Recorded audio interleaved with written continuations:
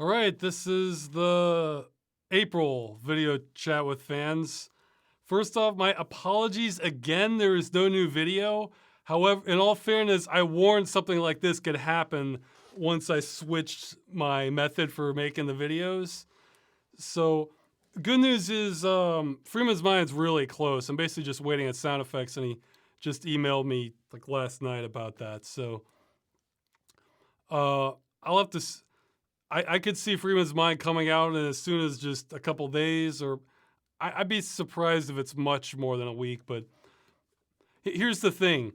If I was still just doing everything myself, I'd probably have 2 videos out by now. But instead, I've been fighting all of my instincts, going with more help instead, and have been working ahead. So I've been working on like the game dungeon after the next game dungeon, and the next, Freeman's Mind 16. Or Freeman's Mind, yeah, for part 2. So I am having some hiccups with the editing. I won't name him or anything, but it's like one editor I've been working with. He's very competent, but the timing with it wasn't quite what I wanted. So I'm kind of giving him another shot at that. If it still doesn't go well, what I'll do is I'll just move on to another editor, and then once I have all the material for the game dungeon after that, I'll move that to another editor. So I'm kind of multi-threading the editors for game dungeon right now until I get a winner. There's a possibility I'll burn through maybe 10 editors, pay them a little bit for their time and effort, not go with any of them, and just go back to doing everything myself. I'm hoping that doesn't happen, but I meant it about the quality control. So, there really are things happening, but it's like slowly getting backed up. But at one point, I'm employing delegation, but that only works if who you delegate to, it comes out the way you want. But we'll see. We'll see. The way I see it, if I just go through a bunch of editors and then it's a failed experiment, and then I know, So again, apologies about the delay. I'm not twiddling my thumbs here, and nothing's happening. Freeman's Mind's next for sure, I think, and it's coming. Another announcement. It's sort of the same announcement from last week. I'm still in email correspondence with Paul Morgan Stetler, the Curtis Craig from Phantasmagoria 2. He has a date now for when he's starting these behind-the-scenes interviews with like a bunch of the different cast it's going to be on April 14th. I don't know the exact link. I'm still waiting to hear back from him. I'll have that in the YouTube description. But here's the thing. I'm not sure how much exposure he's been able to get on this with marketing, and I'm going to feel bad if he goes through all this effort and he only gets like 50 views or something. I've tried to reach out a little bit. I sent an email to Lazy Game Reviews, and I asked him to pass the message along to, Pushing Up Roses? But if you know any YouTuber at all, or just who might be interested in this, don't send this to everyone, but somebody who's interested in like old adventure games or old Sierra games, that sort of thing, let's try to get them some more exposure. See, as some of you may know, I'm not the best with social media because I don't even have a Facebook account. And for Twitter, I just kind of post things occasionally. I'm so far backed up on messages that people have sent me on that. But I figured some of you are probably a lot better with social media.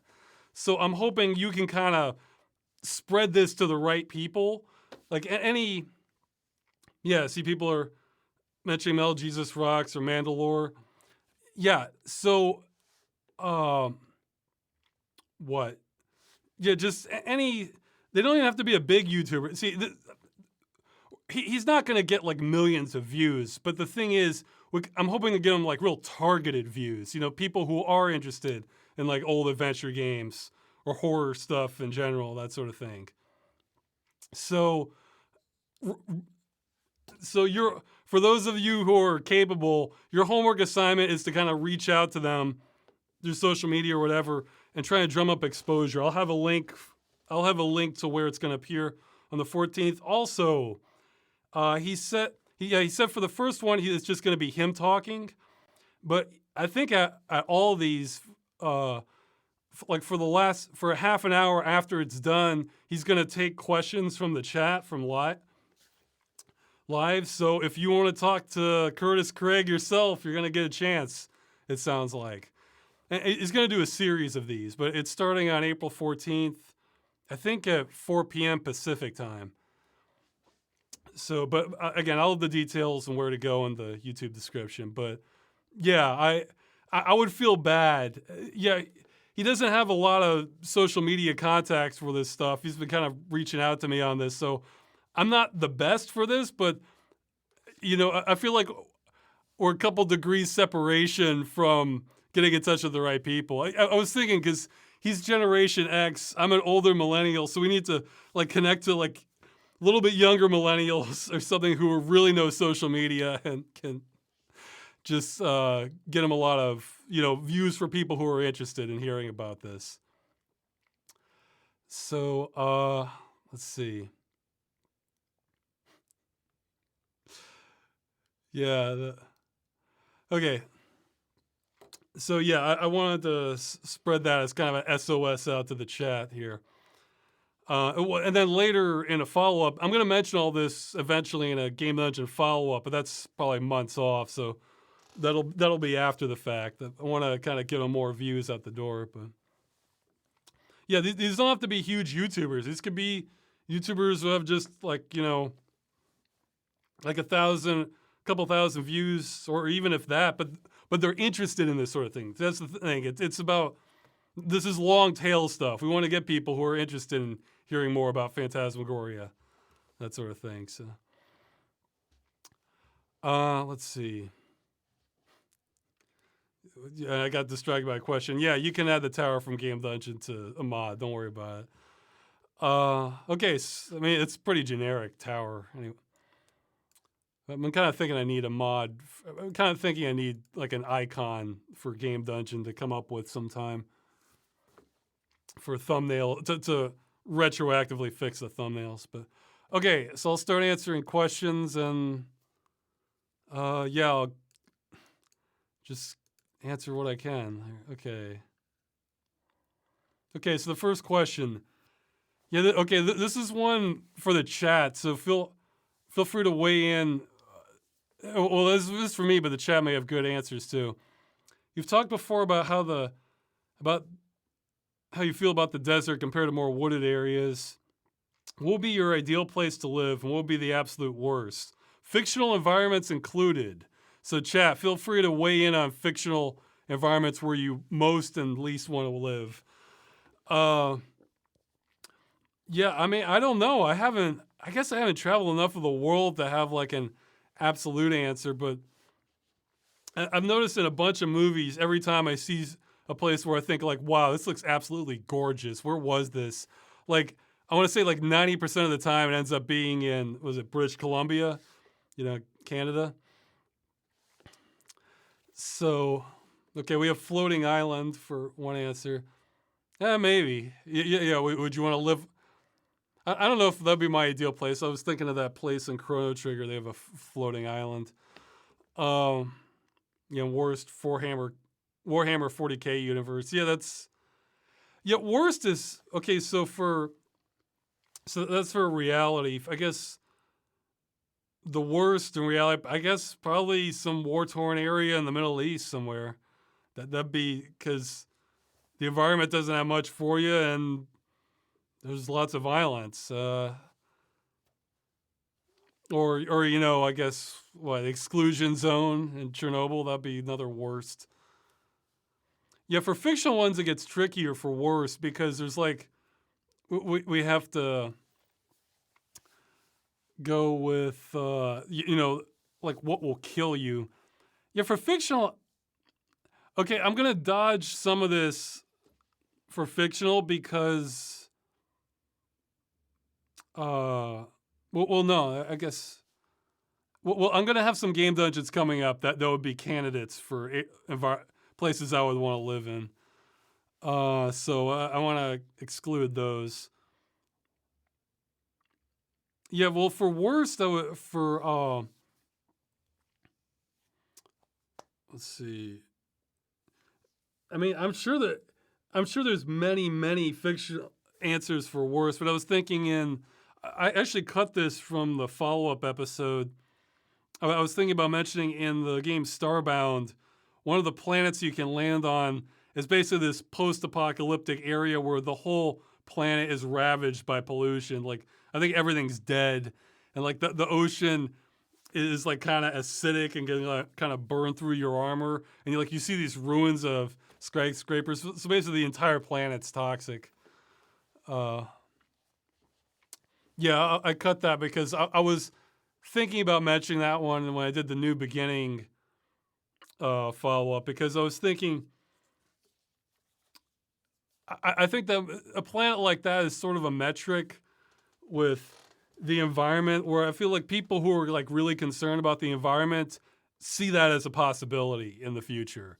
Whereas I think the people who aren't, maybe just they don't see anything like that happening. So yeah, worst is anywhere outside of Earth. That's a pretty good answer for reality. Let's see. Well, there's probably like 0.0001% planets that are inhabitable. I guess out of just general space, the percentage goes down several zeros, so several decimal places. Snake Island and Sea Lab 2021, Chupacabra Island. I don't know if I saw that episode. Yeah, some other.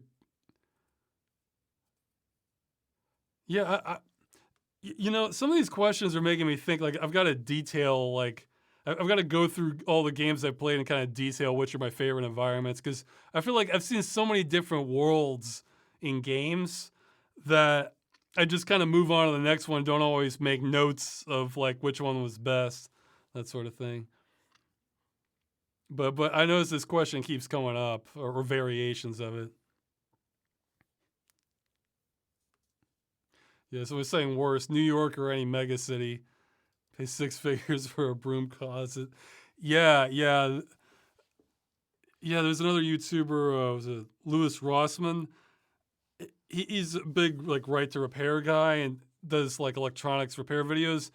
I look at his channel every now and then, and it seems like it's been kind of drifting more and more towards like how awful it is to live in New York. But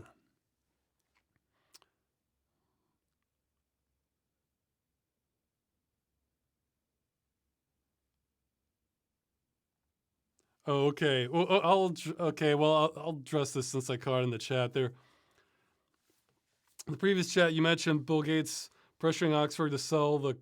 Okay, I shouldn't say the name of it. Sell the vaccine uh, instead of making it open source. Yeah, he said he did that because he can't risk manufacturers making low quality versions of the vaccine. Do you think this is truth or not? Uh, it's. I think it's both. I was saying if they think it's truth or BS. So okay, that is a valid concern. Well, then fine. Why not make the patent open and freely available to every manufacturer that they think is capable of meeting that quality standard? See, instead they just privatized it completely. Yeah, they sold it to AstraZeneca.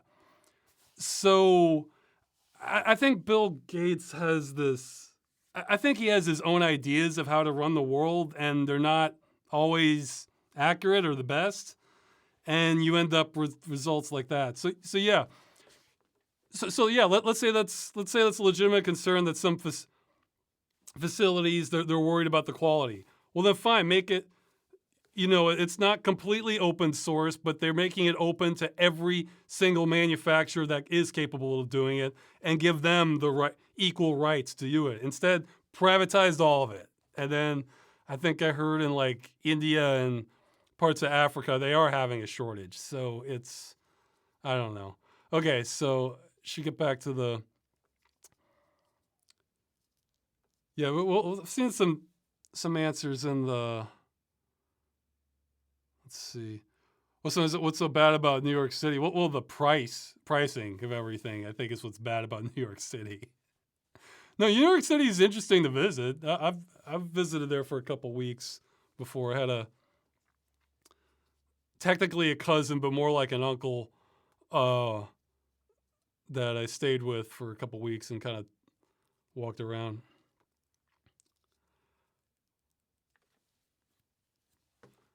But yeah, look, fictional. Yeah, I don't. Yeah, so yeah, I'm kind of dodging the fictional one a bit because there's some answers coming up in future game dungeons. Not the next one, but probably the one after the next one. Okay, so let's see. You have made quite explicit your displeasure with melodrama and soap opera tier writing. I'd like you to go into a bit more detail about what your idea of properly constructed drama and fiction is. If possible, for you to name some examples, either from games, movies, books, whatever else comes to mind. Yeah, well, for me personally, probably my favorite drama might be The Shawshank Redemption. The thing is, I feel like with drama, you kind of need to, your story kind of needs to earn it with like, getting the viewer to care about the struggle that the characters are going through. But yeah, I was thinking of some other dramas I've seen. Requiem for a Dream is a very intense one. Yeah, actually, the movie is called The Gray Zone. This one's about the Holocaust. This is not a feel-good movie at any stretch of the imagination. But put it like this: The Gray Zone, the drama in that was so intense. I actually saw that before I saw Schindler's List. Schindler's List felt kind of tame. Well, I mean, it felt much tamer compared to The Gray Zone to me. I was just, I like the movie Pi, P-I. I think that one qualifies as drama. Yes, I have seen The Road. Yeah, I guess for what makes a good one versus like a weak one, in my opinion, is the drama we're seeing the result of just real hard and difficult things that the person has to deal with, that the characters, or is it more just somebody's being difficult? Somebody's just being a difficult person and they're kind of creating their own drama. And I mean, that could be funny, but if you're like really trying to get, I mean, are we standing around talking about our feelings, or are you seeing like how much this is affecting the person that it's happening to? Let's see. Actually, this month I started watching a little bit of, I haven't read the book, but The Man in the High Tower, I think, or The Man in the High Castle. Basically, the plot, it's basically the plot from Wolfenstein: The New Order. Pretty sure it came before that, where you have an alternate history where the Axis powers won the war, and we're seeing the result of that. And see, I'm noticing a mix in that one, because there's absolutely intense drama where you're just like glued to the screen watching what's happening to these people. But yeah, I think The Man in the High Castle. But at the same time, there'll be other scenes where there's like just this couple together and they're talking about life is hard now. Like it sure is. And then it's just like, how do we feel about this? And then it'll go on for like 5 to 10 minutes. And like, I might skip through that part. And then they have another similar scene again, like 10 or 20 minutes later. So it's, yeah, man, Philip K. Dick. Yeah. So it's like, okay, well, we don't need a repeat of like, or hey, just show why life is so hard rather than watch the characters stand around and talk about it, or just characters standing around like talking about like they're not sure how they feel about this relationship. It's like some people are into that. I am totally not. So it's like my attitude is kind of like just just figure it out, you idiots, and just let's see what's happening with the story. Where American History X, that's another really good drama. Yeah, I mean it's not my favorite genre, but I can definitely have respect for it. But those ones that I named, you can see a lot of like big problems that are happening to the characters and in these movies, and you're seeing their motivations, and also for the most part, I'd say they're not really. There's another factor where they're not really wallowing in it. You know, I mean, bad things happen to everyone, and it can be incredibly hard for people. If you're watching like a movie or reading a book, you might be interested in some of the details. Somebody's saying, would Joker be a drama? I think Joker is part drama. Yeah, for sure. But see, Joker, you're kind of, it's different. You're kind of seeing him, like I don't know. I mean, compare something. Okay, compare a movie like Joker, and then compare it to the scenes. This is a stereotype for some movies and shows, and it's definitely true in this. I'm thinking the scenes. Take any scene, just about any scene from The Walking Dead where two women are talking. This does not mean two women talking in a movie or a television show has to be bad, but it sure is in that show. Or like what was it in Breaking Bad? Like any scene with Walter White and his wife, just about. Like or like 90% of the scenes. Like these are not enjoyable scenes for me. So I'm not. It would take me a while to figure out like what great dramas are doing that that the ones that really bug me aren't. But I'm sure there's something there. It just would take me time to figure it out. So, I mean, that's, and plus there's another factor that, like, if I'm playing games, drama isn't something I necessarily seek out. But I mean, if everyone says it's like a really great movie or something, or maybe I'm interested in some other aspect of it, then I'll still watch it. But it's not. I only have so much time, so it's, some people are more into drama than others. But even if you are into drama, there's what I would call like cheap or canned drama versus stuff where it's really well constructed for like understanding like what the character's going through versus just kind of, I'm trying to think of the words, just, well, whatever. I think you guys get the idea. Yeah, tell, don't show. Exactly. Well, somebody's putting Hideo Kojima. I think that's a lot older than Hideo Kojima. That's saying. Oh no! Wait. I gotta make the exact opposite of what I just said. Show, don't tell is the motto. So maybe I'm afraid I don't have a date on the movie yet. Sorry, that's farther off still. Yeah, I can't comment on Game of Thrones. I sort of gave up on Game of Thrones after not long after the first season because, yeah, I mean, a bit of a spoiler, like they kill Sean Bean. Not that that's a huge spoiler in itself, but that they kill him off like relatively early. So after that, I was like, what's the point? So it's like he was the closest I felt like we had to a good guy in that, and then okay, he's dead, so it just was hard for me to get into it after that. Do you think the world will learn any lessons from the Suez Canal blockage and being over-reliant on a few bottlenecks for the global supply chain? Well, I think I have no idea, but if that will happen, it'll probably be more. I think that was already happening more because of the pandemic, because that disrupted supply chains to a pretty staggering degree. Probably still is. So that might lead to I guess, less globalized focus of like where things are manufactured. I mean, I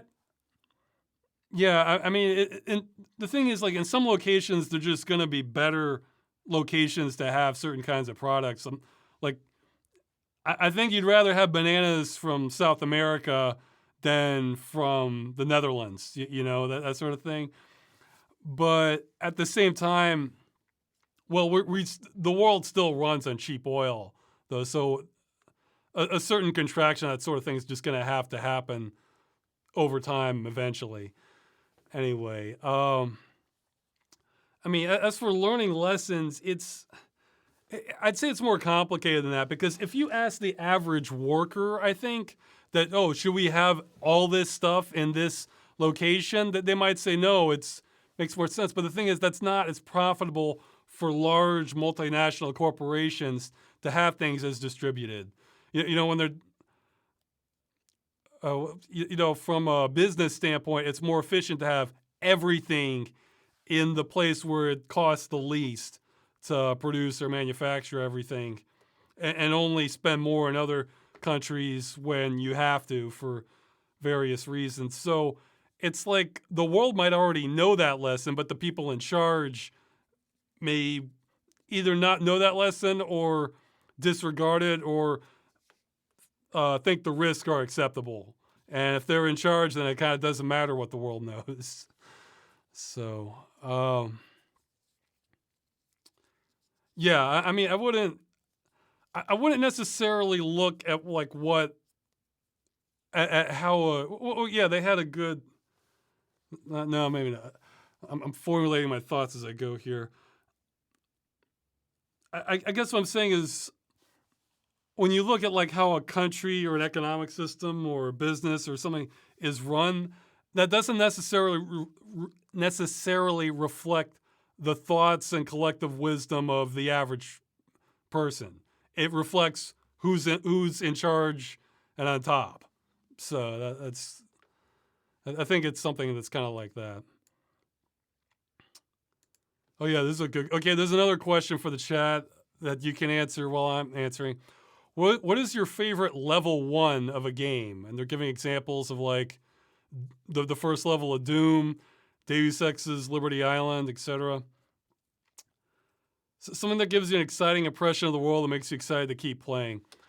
I came up with a few candidates, and that's one of them, Liberty Island. That's a pretty solid first level in Deus Ex. Some others I was thinking of, this one might just be my personal bias, but I like the whole mood, like right at the beginning of Serious Sam 2. It has this kind of cheerful music going. It's bright. The characters are they're talking about how they have a bigger budget now, and I think the music was definitely part of like. Some other ones are this will be close. That's Super Castlevania 4, I guess. That's another one with great music, and they're kind of showing off all this stuff that the Super Nintendo could do. Let's see. Oh yeah, Super Ghouls and Ghosts too. I mean, I'm probably not good enough to go through the entire game, but the first level, it just hits you with all this stuff, like the terrain changing. Another one with good music. Let's see. Yeah, I was thinking there's two that I give half and half, because they both start off not very good, but then you break out and then it's pretty awesome. Unreal and Far Cry. Both of those, you start off in just these tight corridors and it's not that great, but then you get out of the ship in Unreal and this great music starts playing and you see a cliff face, and in Far Cry you emerge from this bunker and then see like this jungle tropical island.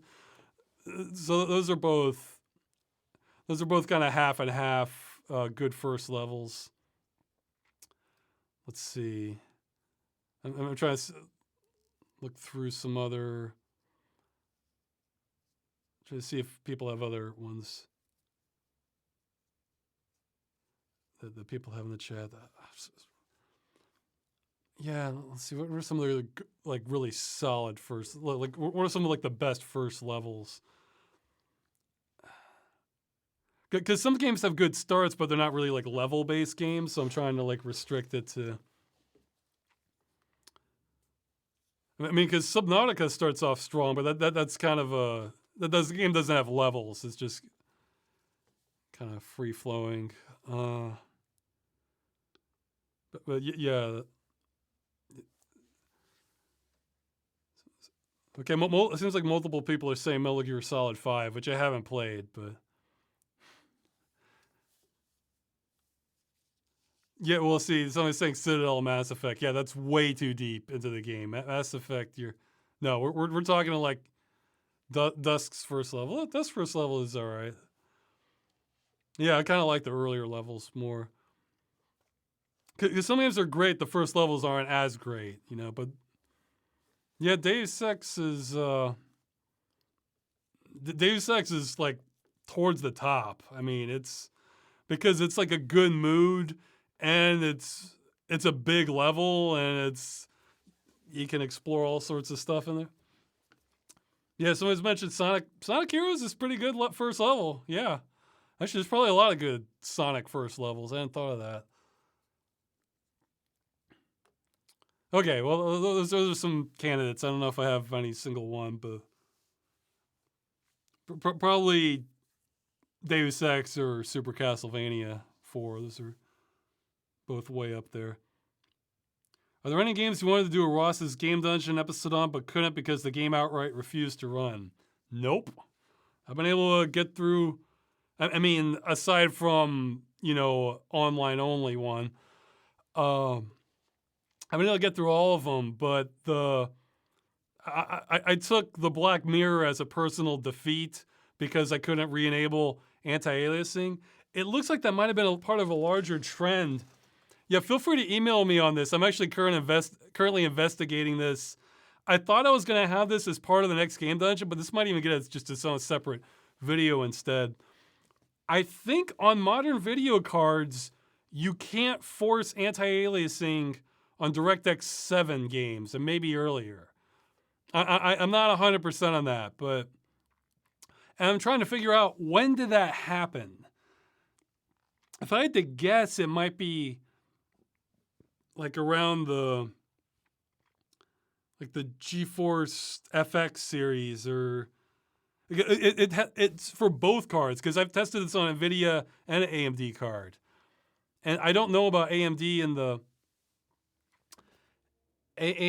past, well, ATI in the past, but for sure I could force that on earlier GeForce cards. So I'm trying to figure out when that happened.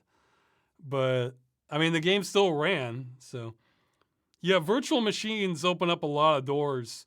There's a few games I haven't been able to get running on virtual machines, but I haven't given it, like when I had like this abandonware collection spree a year or two ago, there were a few games I couldn't get running even on a virtual machine.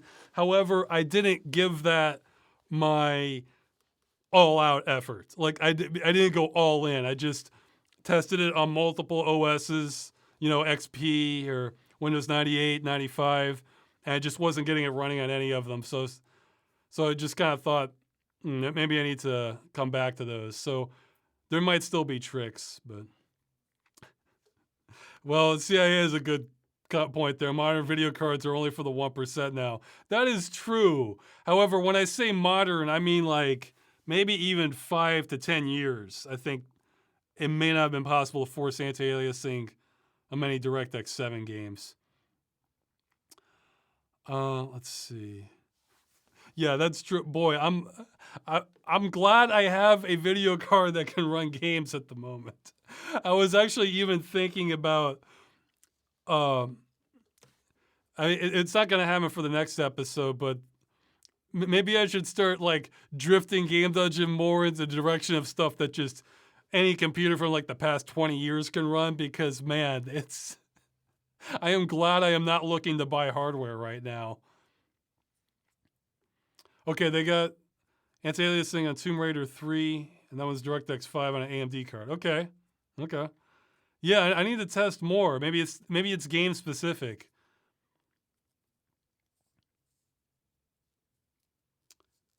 Well, that's a good question, but I can't answer it for you.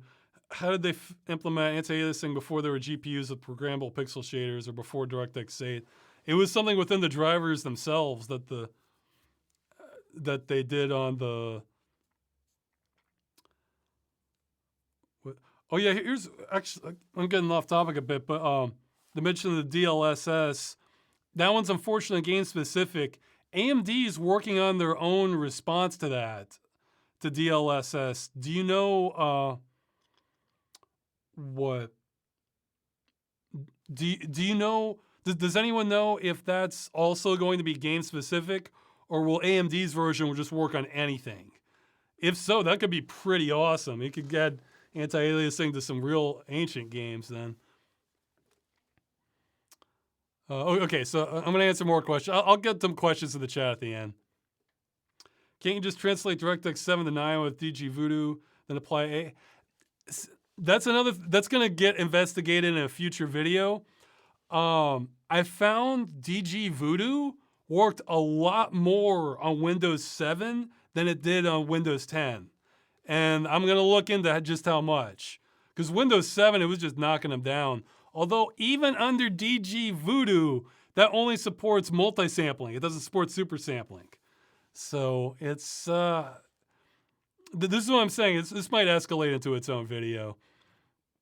But, okay, more questions. But yeah, so far, not being able to run the game has not been a barrier for Game Dungeon. It's just I go all in. If I really want to run it, I'll go all in and do even more research. But there are a few I haven't been able to run yet, but I haven't gone in too deep. Let's see.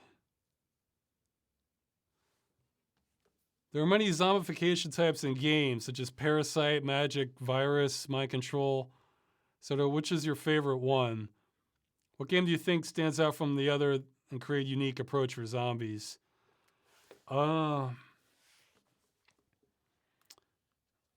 I mean, it's all kind of Magic, really, but I guess Parasite or Virus. I guess Virus is the real classic one. Let's see. Yeah, Parasite's not quite as scary because that's not as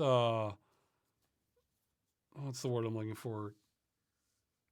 Contagious. That's not as contagious. Whereas Virus, it can be. Though I guess it can be similar because almost all of the zombie stuff, it's usually not a gas. It's usually like bite based, kind of like rabies. So yeah, I guess Parasite could work for that. I don't really have a special favorite. It's more like I like what I like the most about zombie stuff is it kind of turns society upside down, and it's kind of fascinating to watch that. Let's see. Which game do you think stands out from the others and create a unique approach for zombies? It's not my favorite, but I mean, I guess Left 4 Dead was a unique. Well, it felt kind of unique, but it never quite meshed the right way with me. It took a much more action approach where it made it kind of less scary for me because it was so relentless. It kind of numbed me to it. I still need to play Project Zomboid. I've been waiting for it to leave early access, but I'm hearing that it's basically there already, so I might check it out at some point. Let's see, for games that are really unique with handling zombies, I'm trying to see what are my favorite. Well, because I mean, Resident Evil wasn't unique with it. Yeah, I guess Alone in the Dark, what might have been I mean, that was only one aspect of the game, but that was certainly a unique approach at the time. And it's one that does and doesn't hold up because the tank controls are not fun to go back to, but at the same time, it's still scary. So it's one of those things where having crappier controls actually makes the game scarier. So, I mean, Resident Evil borrowed heavily from Alone in the Dark, but they probably did a better overall job of it. Let's see. I tried playing some of Dying Light, but I ended up sort of giving up on it. I don't know. Project Zomboid is probably like my number one anticipated zombie game. Because I tend to like the... Well, actually, I liked... it's a Flash game, actually. Rebuild. It's kind of like a city building game in a zombie apocalypse setting, but yeah. Well, Zombie Night Terror, that's definitely a unique approach to it. Although it's basically Lemmings, Zombie Night Terror, but I hadn't seen another zombie game quite like that. Someone's mentioning No More Room in Hell. Yeah, that has a much better balance of like the tension of like on the ground. Yeah, No More Room in Hell is pretty solid for. Still need to play Stubbs the Zombie. Let's see. Yeah. No More Room in Hell definitely had a good pacing to it and like the tension building and that sort of thing. I lost my thought. Oh, They Are Billions. That one's amazing. Yeah. That one might count for unique too. That one,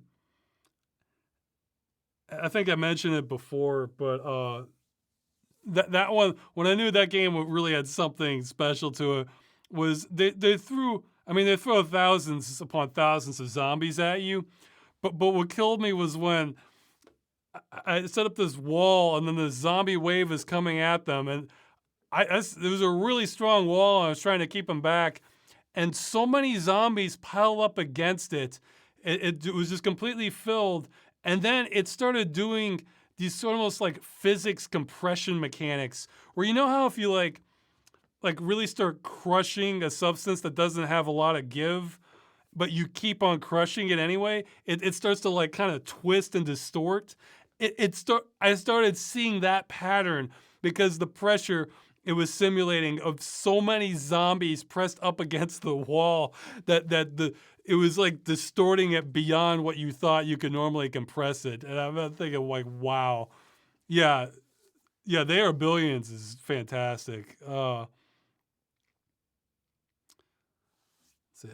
still need to play more 7 Days to Die. I find myself kind of not getting into games as much that don't have like a real objective. It's just sandbox stuff. I kind of like being able to have like it just depends, but I kind of like having an end destination in my games, I've noticed.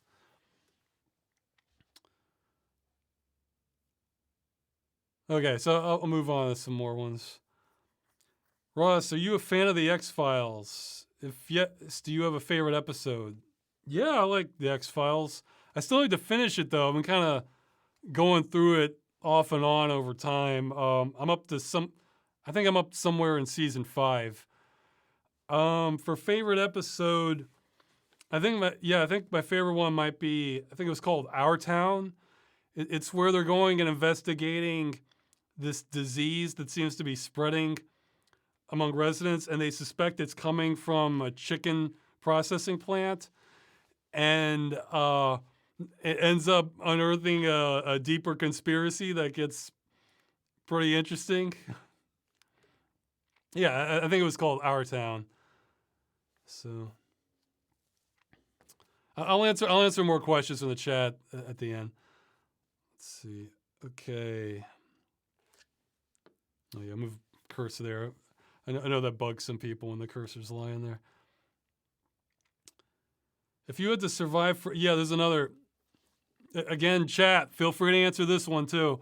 If you had to survive for a year in a game world of your choosing, which one would you pick? Yeah, this was also the one I was kind of dodging because, a lot of game worlds, the odds of you surviving aren't great if you're actually in it yourself. Okay, we have someone saying Minecraft. Yeah, I don't think I'd want to survive. I don't think I'd want to live a year in Minecraft. That'd be pretty trippy, actually, with everything cube. Like, wait, okay, somebody's saying a Star Trek-based one. Oddworld. Mass Effect pre-Reaper Crisis. Nah, I want to... I mean, Dead or Alive Beach Volleyball. Animal Crossing. CIA is The Long Dark. Yeah, The Long Dark is not one I'd want to... See, some are saying Doom. I don't think Doom would be a good one. No, I wouldn't want to survive a year in Doom. Yeah, we have Sims. Well, the thing is, I wouldn't want The Sims because that's too much like reality. You know, you'd need a... Well, although I haven't played The Sims in forever. Who knows what it's doing now? Well... I could probably find a good planet. I think I got asked this one a way back. I could probably find a good planet on Tyrion to survive in. Again, I'm holding off there's two answers I'm thinking of that I'm not going to mention because they're probably getting game. Well, one's for sure getting a game done. The other one's probably getting one this year. Let's see. I mean, yeah, I think I mentioned earlier, like some of the Sonic games would be fun to live in if it had already been cleared of killer robots. Yeah, even in Sonic, yeah, I can't remember if I talked about it in the game, but in Sonic Heroes, you know, it kind of seemed like even though the robots took over the power plant, life was just still going on in the city. It wasn't like a bunch of people screaming. Now, some of the Sonic games, like the cities ruined everything, but like in the Metropolis, it seemed like life was just kind of going on even though Robotnik took over the power plant. You know, Sonic's a good sort of cheat option because there's so much variety. You know, you go to another part of the world, you're in the mushroom forest, you're in the oil ocean, or just all sorts of or Scott. Let's see. I'm trying to remember if they have like floating islands in Sonic. They might. Because, you know, if I actually have to go there, I kind of want a game where there aren't lots of things trying to kill me. So that narrows down your options quite a bit. See, people are saying Stardew Valley, Harvest Moon. See, that's not weird and interesting enough for me, though. I'd like to I'd like to see it just a totally different kind of world, but not relatively safe, you know. Scrolling up a bit to see the answers. There you go. Yeah, somebody's cheating and saying Star Trek. Yeah, there might be more 4X games that I'm unaware of that would be pretty good candidates. Well, one that this one might get a game dungeon. I don't know yet. I still need to finish it. The Anno 2070. I'd be curious about that because that's like near future. So it'd be interesting in what? That would be interesting to see like the differences in society. Though some of them aren't so. Yeah, I guess it depends where you are, but they allow free movement. You could move to the more utopian and less dystopian side. Yeah, I need to finish that game though. Let's see. All right, more questions. Yeah, I wasn't sure how to answer this one. I didn't get a chance to look. What is your opinion on Ted Kaczynski's Industrial Society and Its Future or Anti-Tech Revolution, Why and How, if you've read either of those? I haven't read either of those. And I was thinking, I'm going to need more of a recommendation than just the Unabomber for me wanting to read these. But just going by the title, it says Anti-Tech Revolution. So I haven't read these. So, but just going by that title, if they're talking about like, what is it called? Like primitivism? No, I think that's, no, I have a total checkmate argument against that. where primitivism doesn't save us from an asteroid. You know, let's say there's an asteroid coming that, like what hit the dinosaurs. Well, the more technologically advanced we are, we could deal with, if we spotted it in time, we could deal with that now. Like, oh, there's a killer asteroid coming that's going to wipe out most life on Earth in 2 years. Well, I guess it's time to get a missile ready, go fire it now, cause an explosion off in deep space somewhere so that it nudges the trajectory just a little bit and then it misses us. So, let's see. Yeah, so, yeah, no, that's not the answer. Technological development is good. However, resource depletion is bad. That's my best answer. Technological development is good. Resource depletion is bad. So, you know, just because we're developing technology doesn't mean we need to manufacture billions of new phones designed to replace the old ones which were designed to break, that sort of thing. However, we still should continue like microprocessor research, that sort of thing. You know, it's like we don't necessarily need it on the scale that we have it, or that might be a bit of a dead end.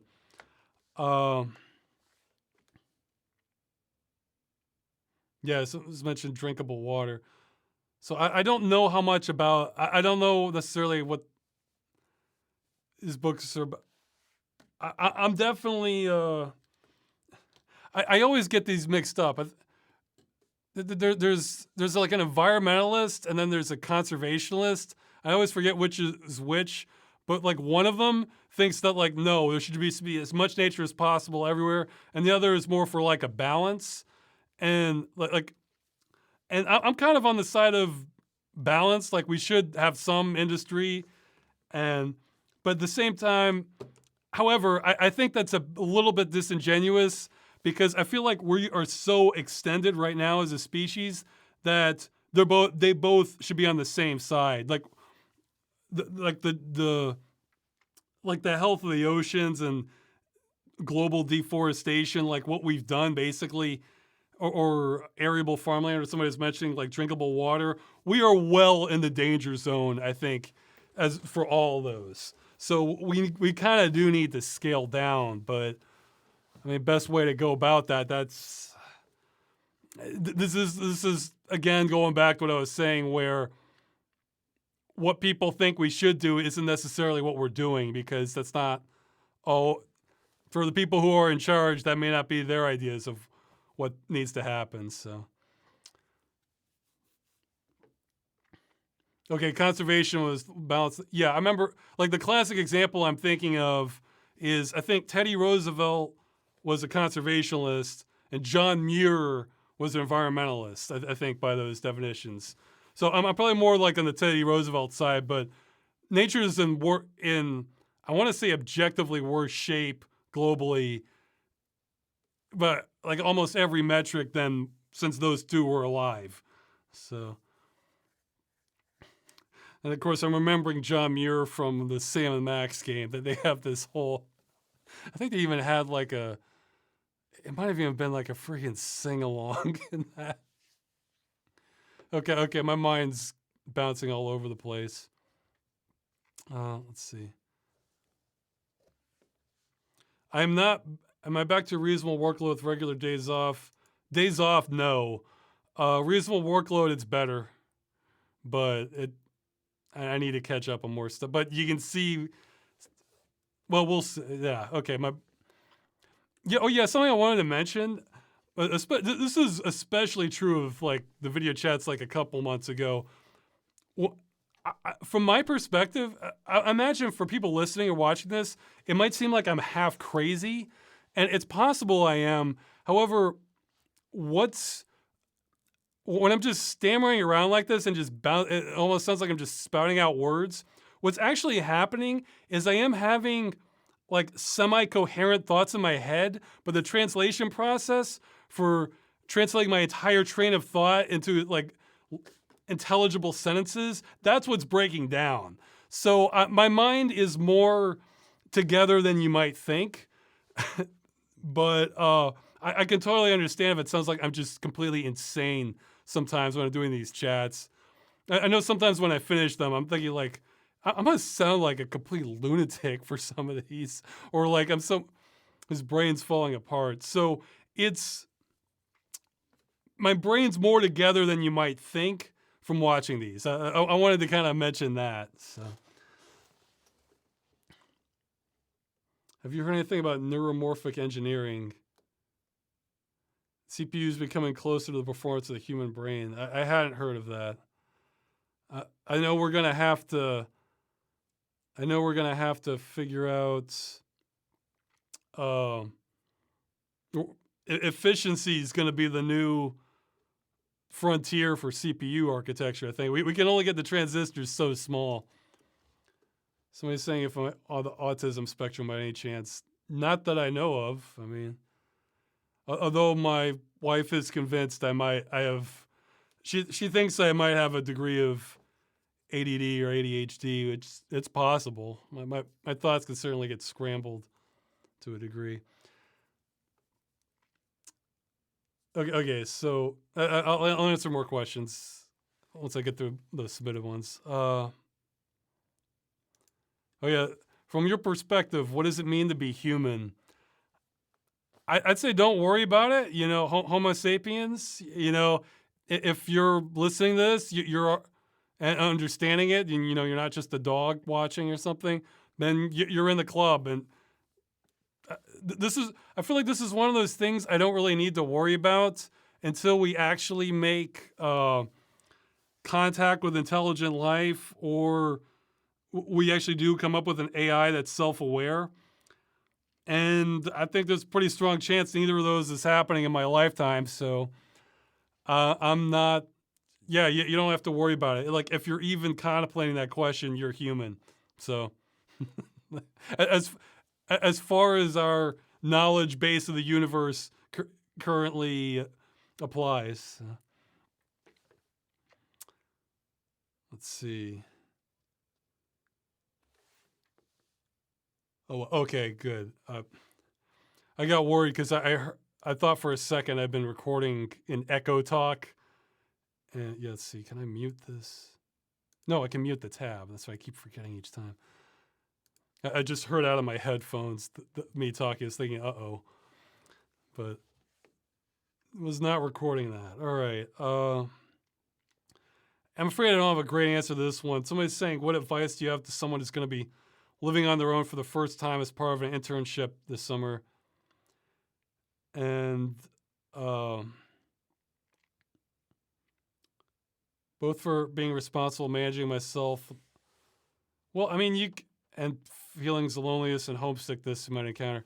Well, yeah, I've done something similar like that where I moved out and got a job, and it was in another state. Yeah, that's when I was working for Bell South, or the company that subcontracted the Bell South. I mean, well, come up with a budget for sure. I mean, a lot of it's, I mean, I guess it strikes me as just common sense stuff, you know, like figure out how you're going to, like if you don't have it at your apartment, figure out how you're going to get laundry done, or like, you know, stock food for yourself for meals. I mean, just think about your daily life and then like everything you do, and just maybe make a list of that. But for social stuff, I don't know if I have great advice. See, I had I had kind of a cheat because at that time I was on medication I had major depression for like a year or two, and then I want to say like within like weeks of switching to a different medication, it's like my personality was completely restored. And then I moved out and got a different job and was living on my own then. So I wasn't too worried about loneliness and alienation at the time. I mean, I don't have any particularly unique answers. I'm sure that you can probably find better you can find better answers than what I'm going to give you for this sort of thing. But let's see. Oh, yeah. I haven't looked into this too much, but a bunch of people are contacting me about this. Any thought on the controversy surrounding Sony finally about to shut down the legacy PlayStation Network for PlayStation 3, Portable, and Vita, as well as additional info that was discovered regarding a Sony seemingly built the PlayStation 3 and 4 and 5 that both digital and physical games not work during either event when either the CMOS battery dies or is replaced and you cannot connect to the PlayStation Network. Yeah, I mean,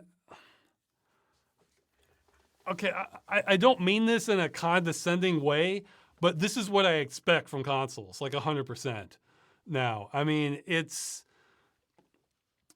not that, and to the PC, you have a whole bunch of stuff online. However, you have more fallbacks because you have, there'll be more DRM, there'll be more DRM free stuff, but even for the stuff that's not, there'll be more cracks floating around.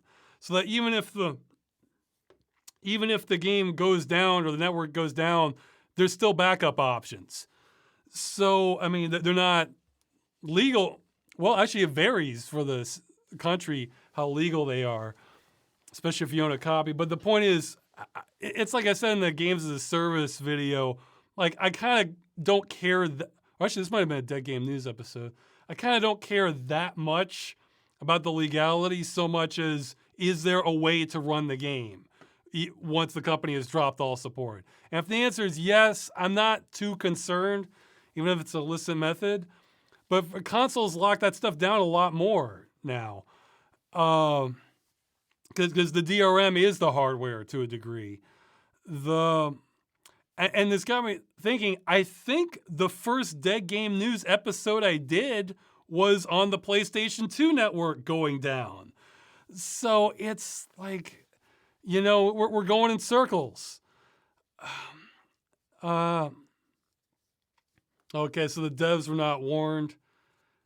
Yeah, but okay, let's say even if the devs, well, I guess some devs would have preserved the games. I bet the majority of them, it might have been up to the publisher and they wouldn't have preserved the game. So you might have had, even with notice, you might not have had that much more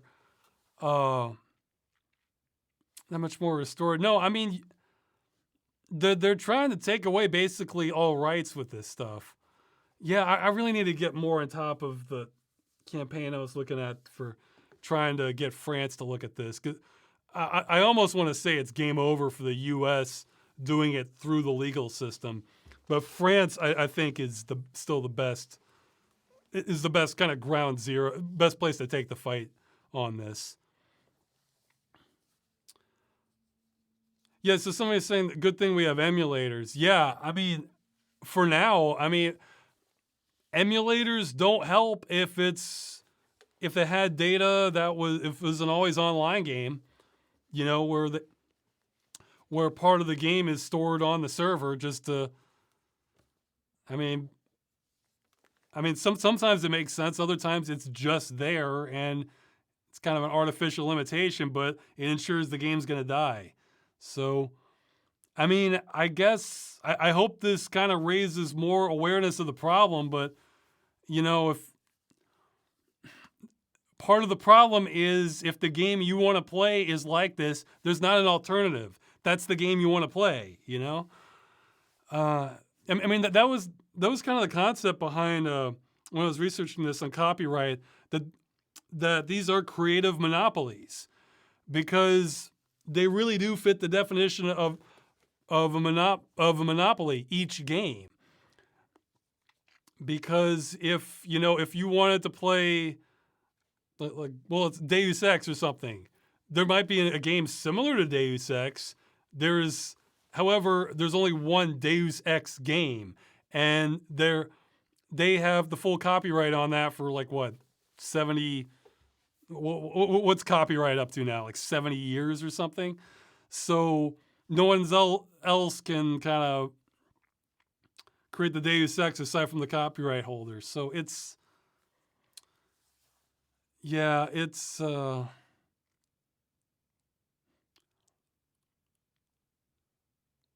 We're going in circles. I think this is literally the exact. I think this is like literally the exact same issue I ran into for the first Dead Game News.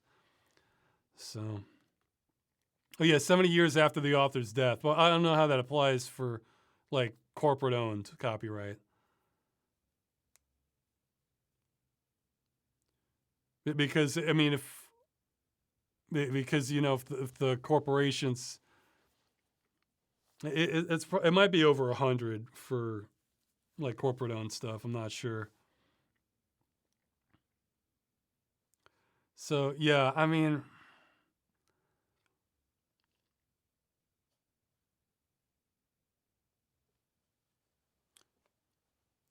oh, somebody's saying, oh, okay, well, this is a good question. I just noticed. Will I stop entirely all non-escapism videos? Well, not entirely. Something they're mentioning. Well, they like the Star Trek one. I actually have one similar to the Star Trek one. I'm thinking of doing. It's not going to be Star Trek related, but so yeah. I mean, I'm fine with doing stuff as serious as the Star Trek episode. That one was because that one wasn't trying to be too heavy. It's just kind of examining. It's kind of diving deeper into a fictional situation. It's figuring out how that might play out. So.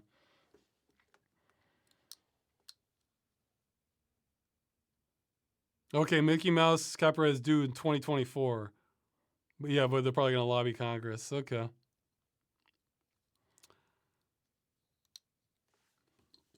All right, so let me get some more questions here. Yeah, I mean, I don't have anything. I mean, on the PlayStation Network going down, I don't have anything particularly new to add because it's the same damn problem. But basically, what my thoughts on this are, I need to take maybe multiple days this month, maybe after once to get a little more done, and just spend it on getting on top of emails because I have stuff buried, and if I really get on top of this, on trying to get the ball rolling in France to take legal action against this, that could actually lead to something. Because again, even if the law in the United States, it never impacts it. It's not incredibly expensive to have the game not destroyed if you do that from the design phase. So, if it comes down to a major publisher having to have a backup option for France, then it might just be easier for them to just design the games that way and stop destroying the games. They don't make tons of money from destroying the. See, loot boxes, you're going to have an uphill battle. They're going to fight you with everything they have because that's a cash cow for them. They're not making money by letting this. They're just sort of. See, I mean, if they knew they would have to comply with laws like this or get, like, let's say, fined $15 million or $50 million. Well, you know what? If it's going to be $50 million, you know what? It would be just cheaper to know that, okay, we should have a backup plan for when these networks go down, and we'll just release a patch that everyone can download for their PlayStation devices so that the games still run, and even though we're not supporting the network, or there's a patch that converts the network to a peer-to-peer operation so that they're no longer the ones running it, or something like that. So, I mean, there's options. This is so a solvable problem from a technical perspective. This is what it's only just it's only copyright going way too far is the reason this is even happening. That's the best way I'd probably describe this. Okay, which game made you build the most intense muscle memory?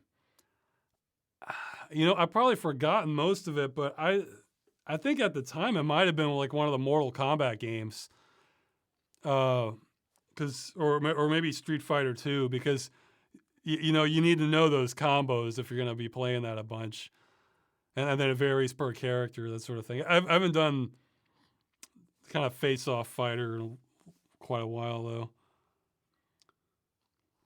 And actually, this got me thinking in the game. there's it's just much less an extent, but one thing I don't like about the game Path of Exile is apparently I want to say for the vast majority of classes and builds, apparently in order to be the most effective, you have to hit flasks almost like on a timer where, you'll hit a flask and that gives your character a boost for like 10 seconds or something. And then they do it again, and the characters call it piano playing. And I thought, no, this sounds irritating. I don't want to do that. So I've only been playing classes where that's totally not required. And if I hit my flask, it's because I'm almost dead and I'm panicking, or it's like an extra boost for just a boss or something. But yeah, it was. I've heard it described as piano play. Apparently, like some of the best players in Path of Exile, they're basically playing a rhythm game. So, what games made you cry or get really emotional? I haven't cried at a game before. For emotional, well, I think my winner for that, it's not that great a game, but I forgot the name of it. It was like this web game where it was like mostly a text-based thing where the idea is you're like a single parent and you're trying to juggle work and your finances to get through the month. And it's like, oh man, that was just like gut-wrenching for me trying to play that. And like, I mean, because it hit too close to, I'm not a single parent, but just like trying to strain your finance, it was kind of almost like a roguelike where you're like, okay, like you can live farther from the city, but then you need to commute. So then you get a break on your rent, but then you need to commute more and then something might go wrong with your car. Or you can be closer to the city, but then the rent's going to be higher. And then like, so it's like any one disruption can like maybe sink you. And like, I forget the name of it. The chat might remember. But man, that was rough for me to get. Yeah, it was too close to home for that sort of thing. Like extreme budgeting. Yeah, those aren't the kind of games that really seek out ones that are like really emotional or something. I'm trying to think of some of the others. Oh, well, okay. I wouldn't say really emotional, but this surprised me how I felt about it. I've been playing a little bit this month. Finally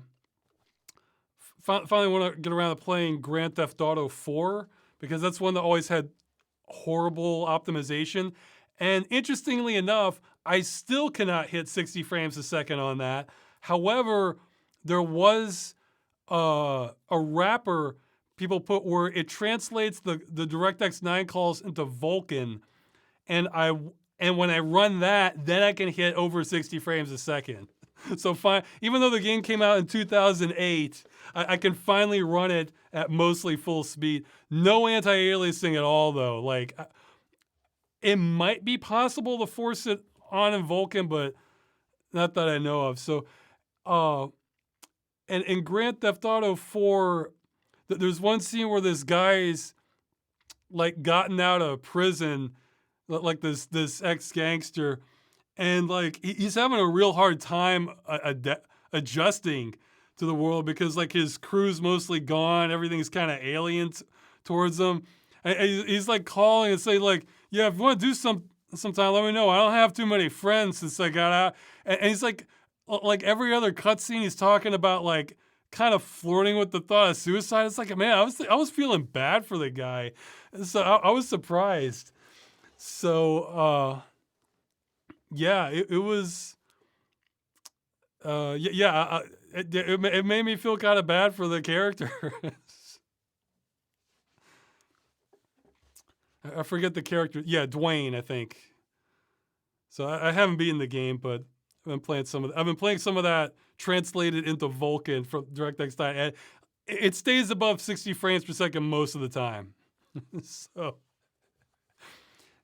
yeah, that one's notorious for being poorly optimized. I think the only one, well, no, I'm sure there's more games, but one I know of that has an even worse reputation than that was, I think, Saints Row 2. that one has that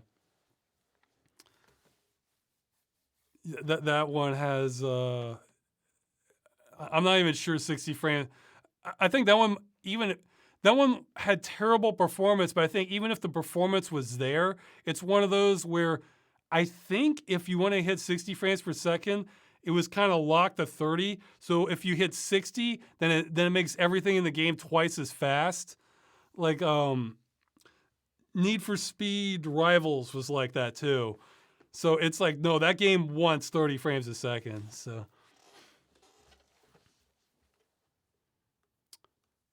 okay, someone's saying Saints Row 2 got fixed by modders though. Okay. So okay, so another I could maybe look into that.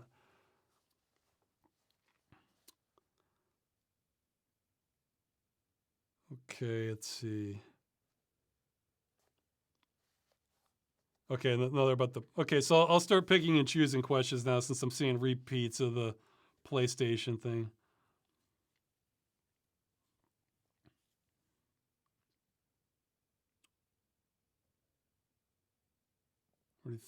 Okay. Is there a chance of play sessions with fans returning? Yeah, but believe it or not, like the longer I go without having like real videos out, the more I just want to hide, and so that might come back at some point. We have to find the right game though. I mean, I guess we can try and do PlanetSide 2 again, but yeah, there's been a lot of changes to that. Maybe I should take a look at it. What do you think of cell shading? It's not my favorite, though. I will say, Jet Grind Radio, they made it work. I played that like a year. I finally played through that like a year or two ago, and it was pretty good. And like, yeah, the aesthetics held up really well. Let's see. Yeah, I mean, I know there's a lot. Actually, I played one. I'm not sure if this one's cell shaded or not. Another game I think I played last month was Art of Rally. It was just sort of this top-down driving around rally game. It has very good music, but it had kind of a cell shaded look and it looked better than I thought.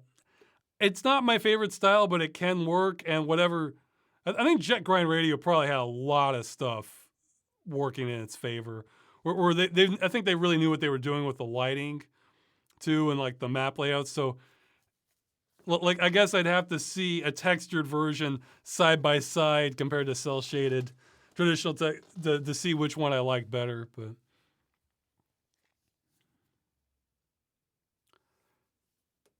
you ever notice that most, if not all, city builder games make the player some kind of city architect dictator? He hasn't seen a single game where you are a true mayor who needs to listen to his people and need to fear the re-elections for cutting down the forest for more factories, that sort of thing. I think there must have been some of that sort of thing. I think I read an article about that a few months ago where they said that like actual true democracy as a city building game wasn't very fun. But I think there's ones where you can.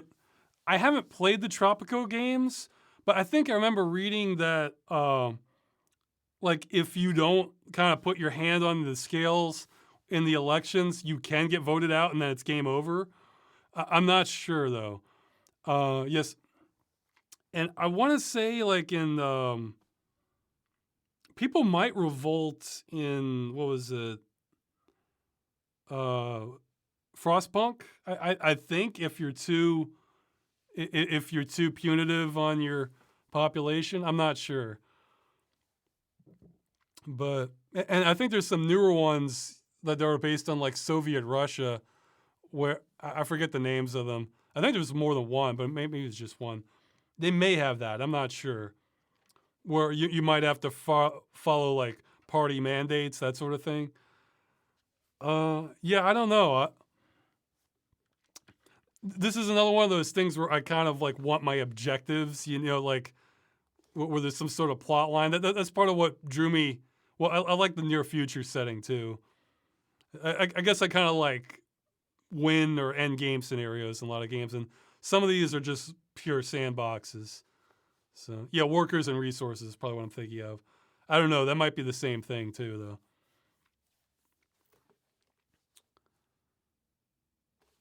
Let's see.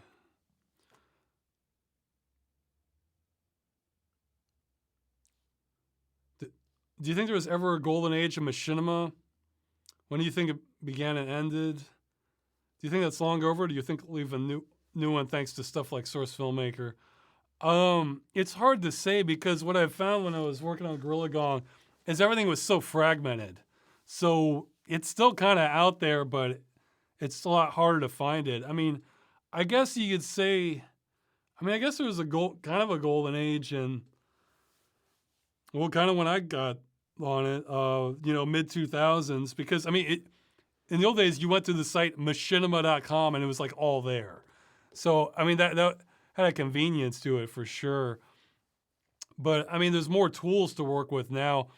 The Source Filmmaker, we need better tools than that. Source Filmmaker looks great. I have no problem with how it looks, but we need better tools than that if you want to have more. If you want to have more machinima, because there's going to be people who have great ideas or can do voices, but they're just going to struggle with the technical aspect of it, And so the more barriers you have up to that, then and video is supposed to have some tools with it, but I'm not sure that ever materialized. NVIDIA can sometimes announce things that never come to pass, I've noticed. I think like iClone was, let's see. Yeah, I think iClone had some decent tools as like an alternative to that, but it's been a long time since I looked at it.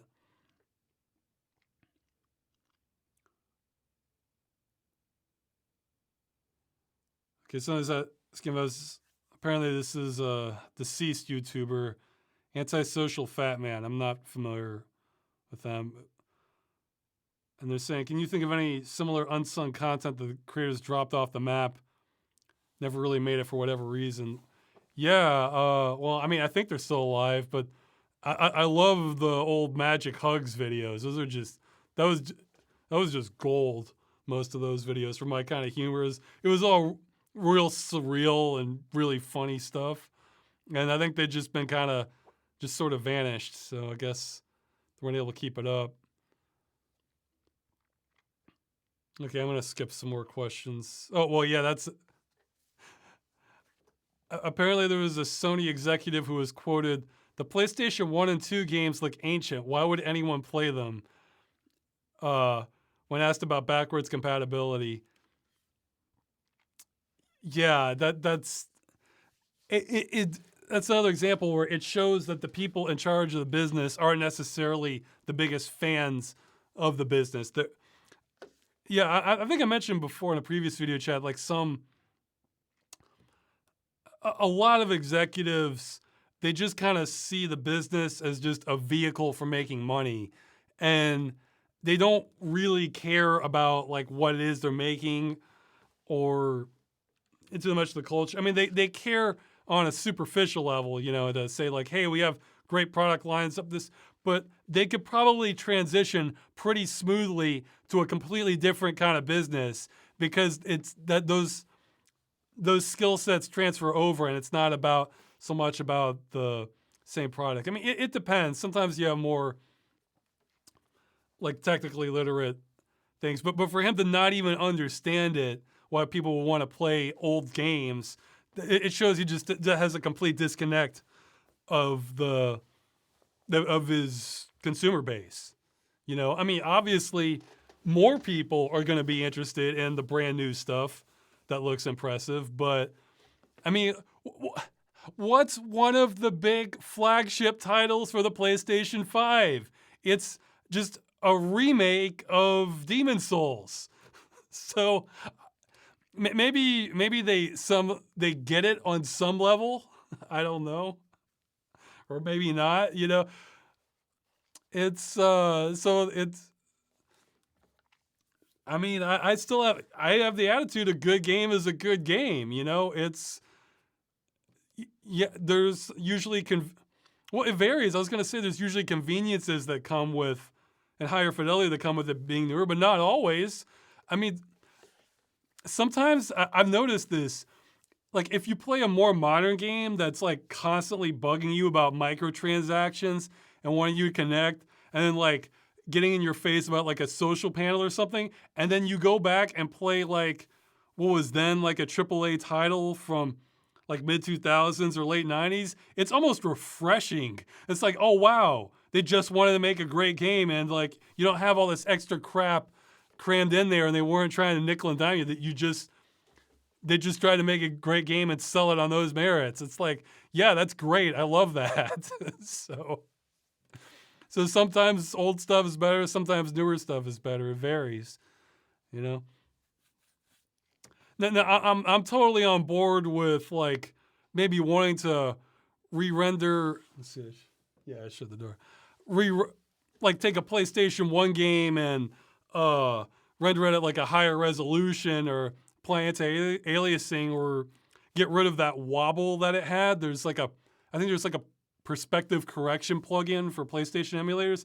I mean, I'm totally on board with like maybe wanting to enhance some elements of it, but you know, the game's the game, or like maybe the audio was recorded, it was compressed more, so we would kind of want to. I hope in the future we do. It's like I mentioned in the Sin episode, we do have like AI enhanced audio where it could look at an old 22 kilohertz music and then intelligently upscale it to like CD quality. I mean, I don't really feel like an old game's sacred and nothing can change about it, but and plus even then there can be limits because like with like a PlayStation 1 game, sometimes you get a certain mood from like the more limited graphics. Like it has a different aesthetic, where if everything was high definition, it just doesn't feel the same way. I was actually noticing that with, well, this is a little different because some of it's artistic interpretation, but I think they're doing a remake of Gothic, and I saw a side-by-side comparison. I was thinking, they're losing something with the mood from this trailer I was seeing. And because it's like maybe the canyon was cutting off the view of the distance, or the sky wasn't overcast, or I don't know what it was, but it was losing something. So it can be It can be tricky, but yeah, no, it shows that the people in charge aren't necessarily what their views aren't necessarily what the fans or the customers want. It's just they're good at making money from it.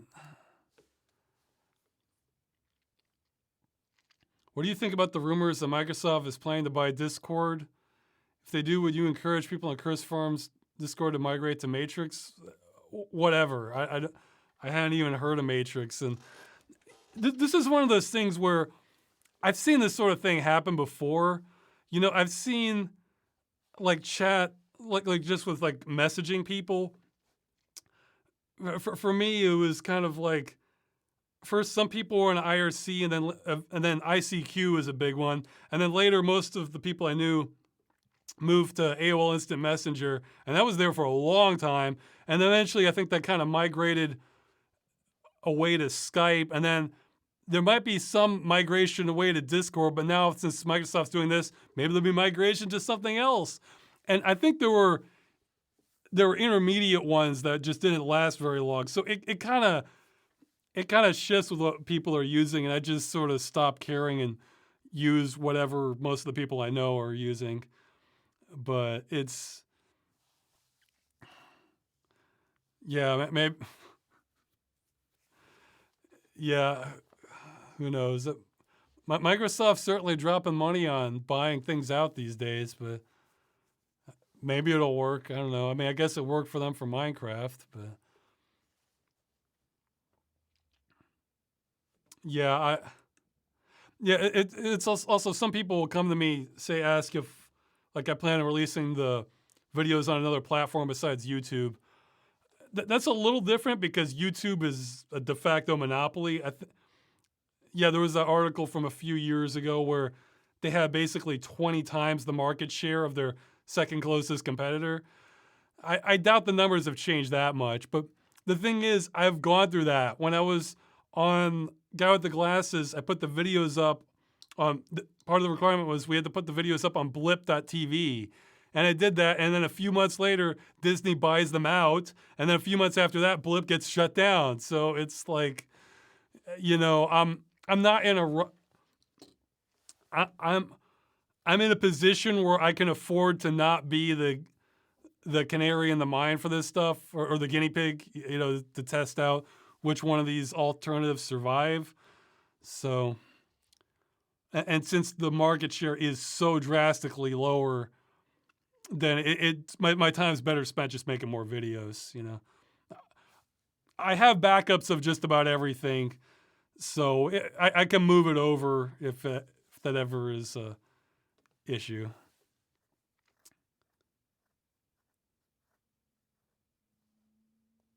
Okay. Long one about streaming stuff. Oh yeah, they're asking with HBO, Netflix, Amazon Prime, Disney. I think this is behavior from the companies is bad for business in the long run, and we might see a surge in the piracy scene. And saying, could this be applied to the gaming industry as well as Steam, Origin, GOG? Well, for the first one, yeah, it probably will lead to an increase of piracy because people aren't going to want to sign up for every last service, or I guess or I've done this with some services in the past, is just like let a list build up so that by the time you're ready to look at something, you have a list ready to go and you'll subscribe for just a month or two and then go through everything. Let's see. Yeah, bad for business in the long run. Well, it's hard to say if it's not great for the consumer. I mean, that was kind of the mentality that I mentioned in one of the follow-ups about. That's what the studio system used to do, where you had the separate theaters, and the Supreme Court ended up getting involved. And I think it turned out better because of that. However, the dynamics are different now because, like you said, you didn't really have a lot of pirating of movies back in like the 30s or the 40s. So it's hard to say how it plays out. I mean, the thing is, each one of these companies wants everything to be under them. And they can't do that, so they're just kind of trying to siphon it off the best they can. But for games, it's a little different because, Steam has had a major market share for a long time now, so that's pretty firmly entrenched. But I guess, yeah, I don't know. I guess it depends if they. Epic is known for having. A lot of people. Yeah, I know a lot of people got annoyed by the Epic exclusives. It's like, I get it, but it's like at the same time, well, one, none of that to me compares to games being destroyed. So it's like, as far as how much I care, that is so much lower than having to go to one service or another for that. But the other half of it is, well, it's like we've kind of already had this already. There's some games that are only on Steam. There are some games that are only on Origin, or maybe. Actually, Origin might have opened up for a while. There were some that were only on Origin. I think maybe Uplay has all its stuff on other platforms. I'm not sure. GOG, digitally, there are some games that are only on GOG, but I don't think there's any. But these might be games that were on CD, like 15, 20 years ago or longer, or a disc in some cases. So I don't know. that is totally different. And I realized I don't have to pay subscription fees to any of those. I don't have to pay money each month to Steam, to Origin, to GOG. So I can just get it from another store and, oh, if I want to play that game, okay, then I just launch that one. It's not a big deal for me. And really, when you compare digital stuff to installers, kind of every game was like that. You know, the old days, you had to put a disc or a CD in to install any game you wanted to play. So it was almost like a separate thing. But yeah, for television, yeah, if you're having to pay a monthly fee, then that's going to make people think a lot more about whether they want to stick with it or not. So yeah, with games, it's definitely different. And yes, I agree with the sentiment about Tim Sweeney making stupid tweets. I've seen he said some pretty good dumb ones. Yeah, I think there was one where he compared Epic against Apple to like the civil rights movement. It's like, yeah, that's a real that's smooth. Yeah. But yeah, I'm glad with what they're doing with the engine for the most part, for the Unreal Engine. Okay. I'm going to skip a few.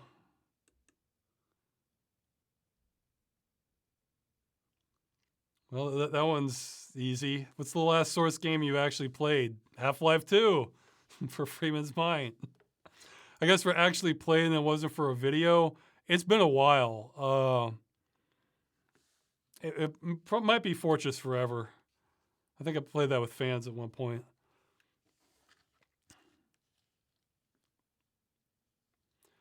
Well, that's this one. Asking about the birthday video. Did you ever get your dream mouse? No, but it was the sort of thing where I kind of lost my momentum a little bit. I put up measurements of my hand. People were asking about that. That's still on the forums, I think. But it's like people were going to need me to make like a mold or something. I'm not sure it even needed to be like that because some shapes, they can work for a whole lot of different hands, especially if it's like a wider spread. So I wasn't sure how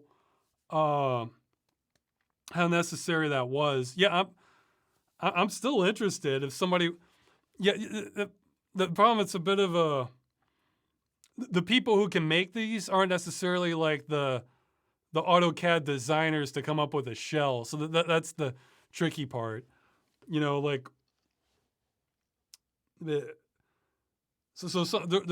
have multiple 3D printer offers, but having to design the shell might be a little trickier. And then we have to figure out like which mouse that's going to apply to. Let's see.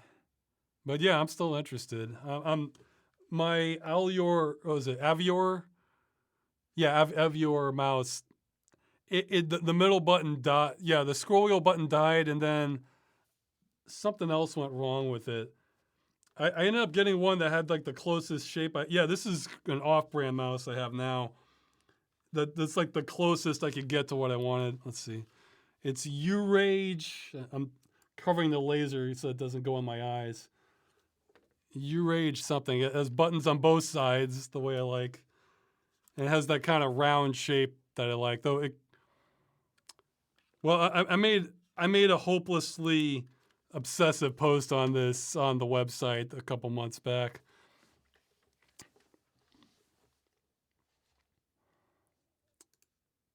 Yeah. And on the Apple versus Epic thing, I kind of see this almost like feuding lords, you know, in the Middle Ages.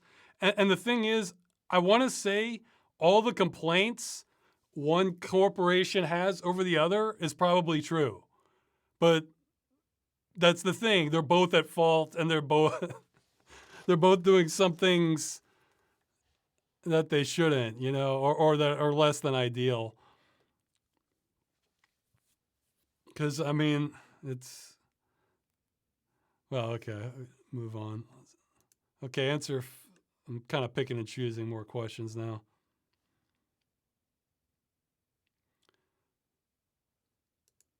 Well, I can mention a few. How would you compare the general populace of Poland to the populace of the USA? What are the most stark differences between the people in attitude, priorities, education, etc.? Well, this isn't very in depth, but I'll tell you some of the first things I noticed coming here. One, okay, the two things I noticed immediately just getting off the plane uh, is people overall are thinner in Poland and the cars are smaller. That's something you see immediately, just on average. Uh, but other differences, other things I noticed, like people kind of seemed like the general vibe I got was that people kind of wanted to what kind of like weren't really I wasn't getting like a vibe of hostility or people looking for trouble, and a lot of people, I'm talking on average, so it's like, you know, you're in the city, you're on the bus, you're seeing like thousands of people in the course of your day, just the sort of vibe you get from like facial expressions, that sort of thing. I got just sort of this vibe that people weren't looking for trouble in Poland. It's all over the place in the U.S. You know, I mean, obviously, I'm not. We're just stereotyping here, not going for every last person, obviously. Also, people stared a lot more. I remember in Poland. That was another vibe I got. I mean, that may be just because of how I looked, but I would see they'd stare at other people too. So there was less kind of eye contact. For education, one thing well, I didn't notice, but my wife was telling me about. Apparently, she went through her school, and it was mostly with like the same group of like 30 people or so. I was thinking like, wow, that is different, because I think my class was something like, geez, I'm getting my numbers mixed. I want to say it was like 300 or 400 total in my grade at the school I went to, but then you're mixed in with the other classes in middle school and high school, and that was over 1,000. So depending on which, and some classes were like only for your grade, but then other classes they would take freshman to senior, like some of the art classes I had were like that, or like I had an electronics class and one of them in high school. So you got to see a much wider range of people, you know, and I think that's probably better. That particular aspect is probably better about the U.S. system. Whereas if it was just the same 30 people, I mean, what if you really don't like some of them? What if you hate some of those people? At least you may only have like a couple classes with them in USA, but man, that sounded like a big difference. Oh, someone's saying, no, thanks. The less people in high school class, the better. Well, no. We're talking, there's your individual class, and then there's your class that you graduated with. You know, so you don't want hundreds of people in like English or math or something, but at the same time in your grade, your grade, I guess. So I mean, class. I'm not advocating for like larger and larger individual class size, but in your grade, I think it is better if you can kind of encounter more people. You know, because again, what if you really hate the person who you're kind of stuck with? That would be a problem. So, okay, let's see.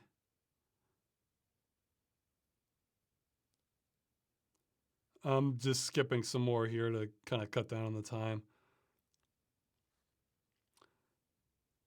Yeah, well, what are your thoughts on brain-computer interface technologies? They've been making substantial steps. That could be pretty cool if it happens. I mean, as long as you don't have to like inject the chip into your skull. I think I'm not going to be on board with that. But I mean, we'll see. It's hard to say. I mean, maybe that's one of those things where I could see us in 50 years. It hasn't progressed that much, or aside from niche applications, or it's taken over everything. It's like I can't really say, you know, but.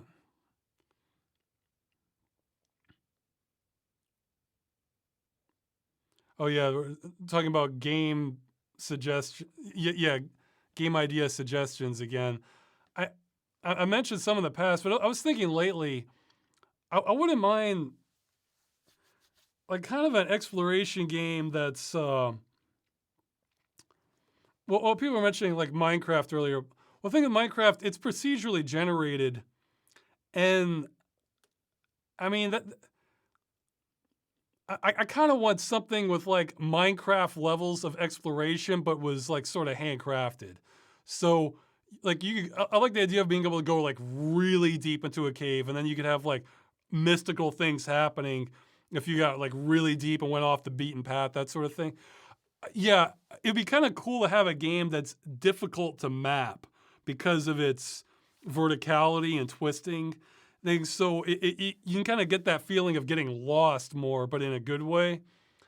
Uh, but there's also stuff there that the developers put in to kind of give you to kind of give you some real payoff for exploration rather than just like, oh, okay, here's some generic boss pulled from this table, and here's some generic loophole from something where like it's a plot breakthrough if you make it there. Like you could have like sort of side stories branching off. Yeah, somebody's saying Subnautica was kind of like that. Yeah, Subnautica had really solid design. I barely know anything about Elden Ring other than it exists and it's like Dark Souls ish, most likely. Uh, yeah, well, actually, one game I need to look into more. I have the free base version of it that they gave away on the Epic Store, the Ark Survival Evolve. I know for an expansion, I think the expansion they just really expanded like the caves. I don't know how generated or not that is, but I like the idea of just going through like this gigantic cave, but having surface stuff you could explore too, like again like thick and winding forest and cliff faces and everything. When I say exploration, I mean like the scenery is so interesting. That's almost like half the reward in itself. Like a lot, I'd say several MMOs have this going for them. Like I've seen, like my wife plays it so much. I've just, I've seen a decent chunk of it just through osmosis of Guild Wars 2. And like when they had this jungle expansion, Heart of Thorns, where they had like a real verticality to it and just thick jungle. Well, sort of thick as you're going to get for a large MMO. And it's the sort of thing you could get lost in and kind of explore around. I was thinking, yeah, I kind of been wanting more something like that. So I want to see more, more kind of fantasy exploration stuff. Because I mean, there are open world fantasy games, but in a way, I feel like they're not. They could do more with the setting rather than just like one plain and crop of trees looks a lot like another one. It doesn't even look that different from what you're going to see in reality. Whereas you could have stuff with just, fantasy, you can go nuts, with the architecture, so or the environment. So that's where my mind's been at. That's for game design lately. Okay, so I haven't played Xenoblade games. Maybe I can. Any games that you would consider playing with fans? Yeah, ones where everybody can join and we can figure out something fun to do. I guess not many people are joining last time I tried, so maybe I don't need to get that many people in. But let's see.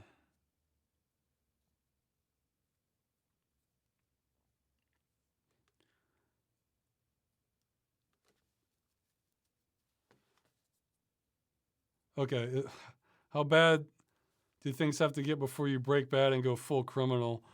I think you have a lot of options before that. I mean, you can move to a lot of places where you could probably get by on something less dramatic. I mean, I guess it's a matter of survival. This made me think of I saw a comic before. I forget what it's from, but it said like Breaking Bad, Canadian edition. It's like, I'm sorry to inform you, you have lung cancer. Treatment begins next week. And that was the end. Because they don't have to raise an insane amount of money to have it treated. It's part of the socialized medicine. So, let's see. Oh yeah, well, how is the vaccine rollout in Poland? It's unfortunately been slower. They're saying, when are we getting vaccinated? Well, my sister-in-law has already been vaccinated, though she does she does work with like mentally handicapped children, like, or ones with like Down syndrome. So she's more of like she qualifies for more like a healthcare-ish worker. For vaccine drama, I haven't heard an update in a while. Last update I heard was from a few weeks ago, and the rate they were going out, it was going to take years. So hopefully it comes faster than that. How would you compare living in Louisiana to living in Poland? The only similarities I can think of would be religion and cheap cost of living.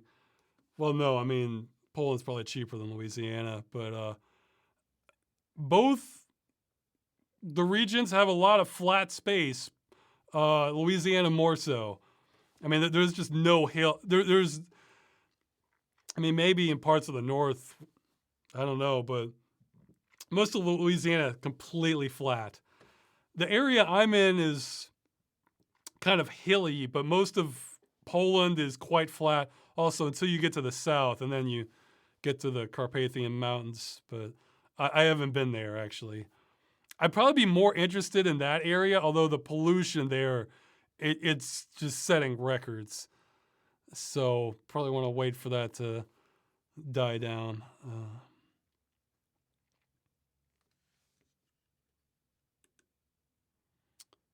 Okay. Skipping more questions. Okay, yeah, that's a good one.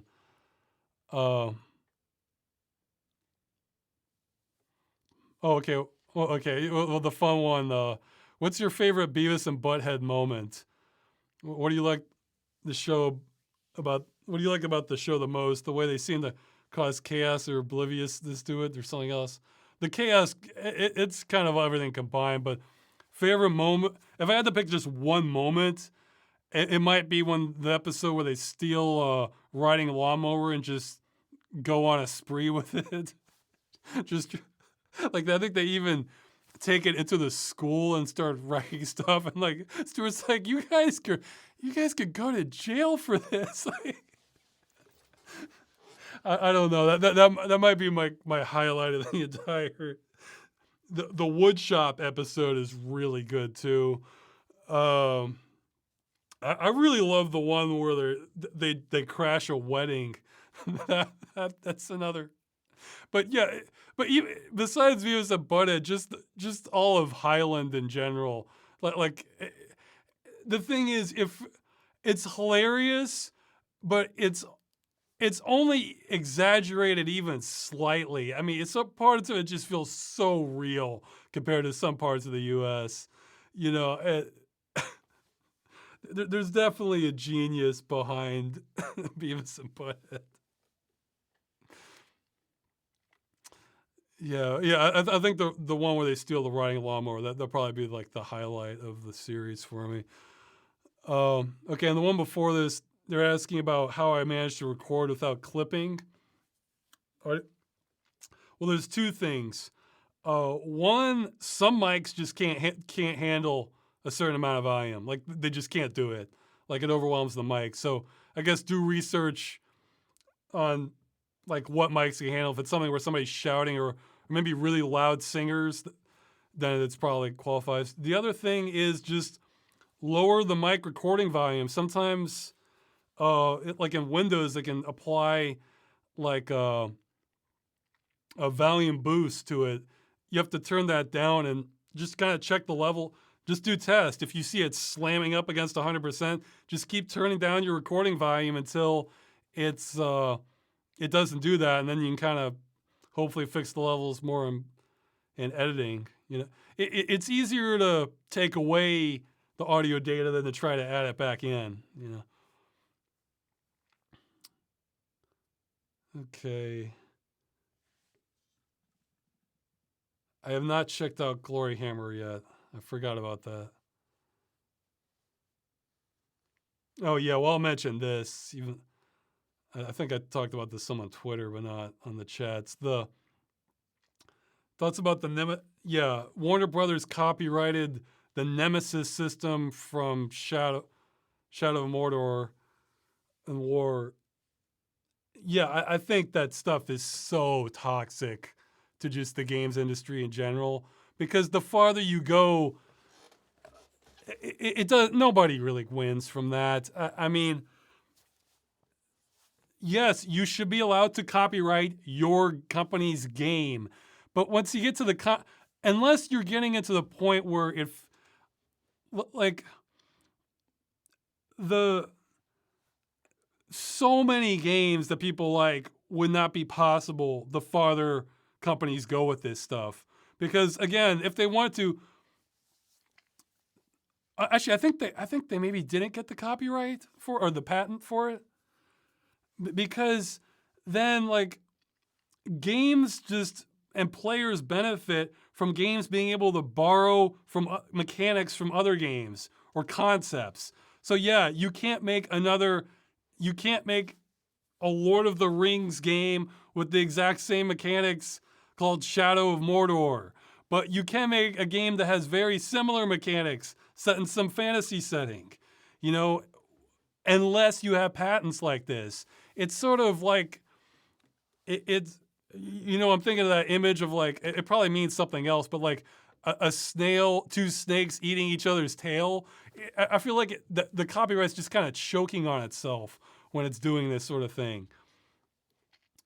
Because, I mean, yeah, if Nintendo went down this route, I was looking up, like, there's like some of the first platformer games.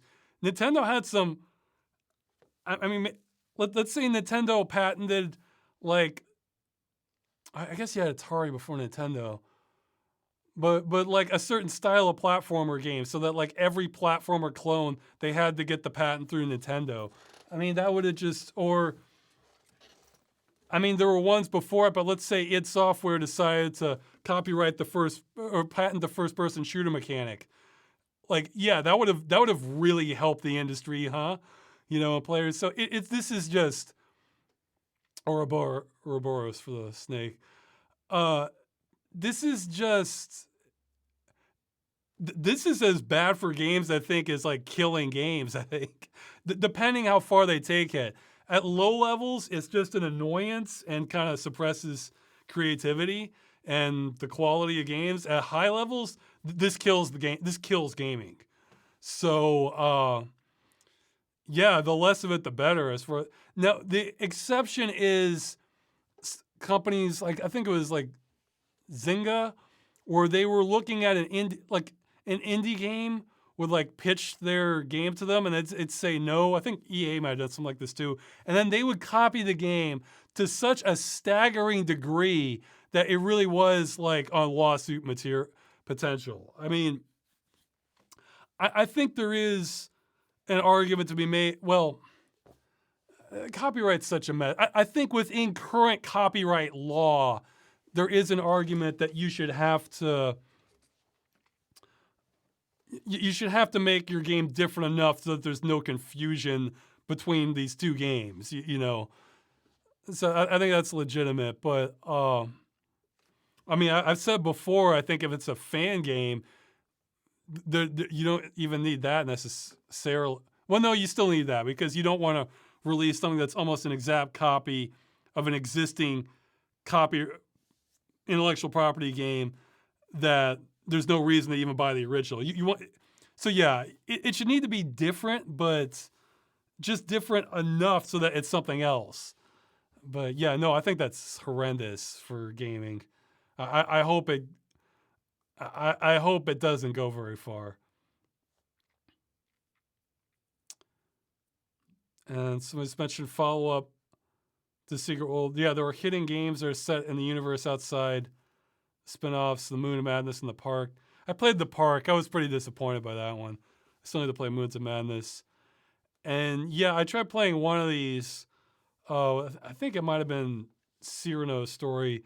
But I think these were all like the, was it alternate reality game? Yeah, I tried playing Cyrano's Story. The atmosphere was very cool, but it's one of these things where you almost need to be a conspiracy theorist to figure out how to find the information that they're looking for. And it just got sort of tedious for me, but I should maybe go and watch a playthrough of some of those. I don't think Hide and Shriek was I think that was actually like a Halloween event game that they had.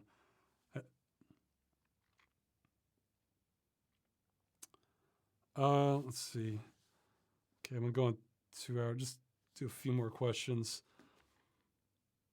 Are there art styles you think look far better than others? And which art styles games do you think have the best, worst styles? Well, this is personal preference. I tend to prefer. This got me thinking. I realize like my preference is pretty limited. I tend to prefer kind of semi-realistic or else pixel art in games, and a lot of other stuff. It's not that it doesn't have merit, but it's not my favorite. I mean, because I guess what I hate are when people just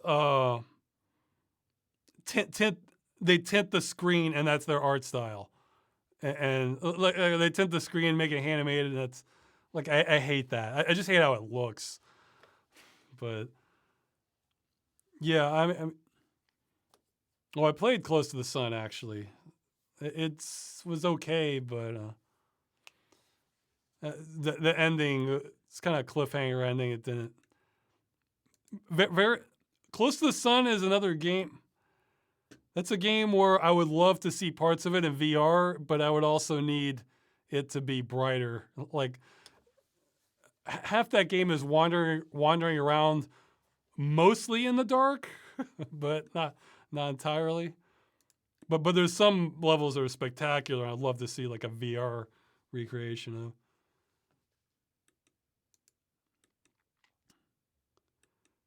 Somebody's asking about Trackmania. You'll hear more about that in a future follow-up. I would have had it in the last one, but it was getting so long. I wanted to get all the serious stuff out of the way in the last follow-up, so it'll be just more fun stuff. I'll definitely talk more about Trackmania. Oh yeah, somebody saying that they're basically asking me to like be more focused because I jump around to too many different topics in the videos. That makes it hard to explain to other people. I'm sorry, my brain's broken a little bit, I guess. It's just, I mean, it's not that I can't focus. It's that I feel like it makes the videos better sometimes when I can kind of bring in other stuff that's kind of related, that how my thought processes go. So, whereas if it's really focused, I feel like I have to really know what I'm talking about. And well, I tried my best for the games as a service thing, but well, I kind of tried it. It was a more flailing attempt, and I feel like I kind of know more now, and it'll get a follow-up. But I tried some with the GUI video. I am going to have another focus video, though, at some point. It's, well, actually, maybe more than one with the anti-aliasing stuff I'm looking at.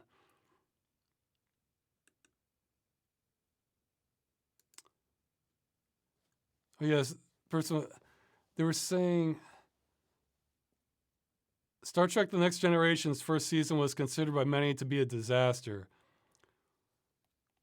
with a few exceptions like the episode you made a video on. Well, that wasn't a great episode, but it just, yeah, that was like a stealth interesting episode. It's like most of it wasn't that interesting, but then the ramifications of how it ends was like, whoa.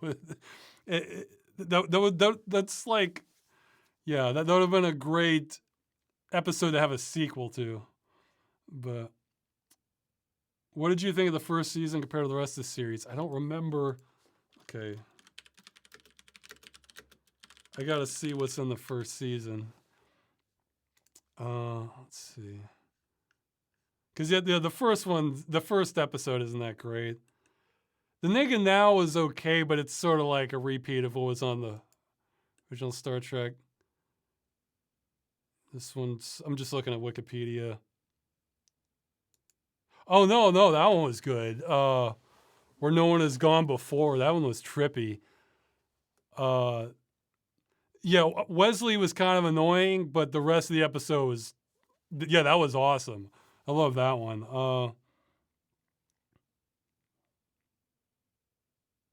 I don't even remember this one. Apparently, Crusher, Worf, and Picard got possessed. I remember O'Brien, Troy, and Data getting possessed. That was a good episode, but that was later. I don't even remember that one. Let's see. Justice, that one was so-so. Well, although, yeah. See, that one was a letdown because they didn't kill Wesley, and they made you think they were going to kill him, but you know. Let's see. Some of these seem kind of typical.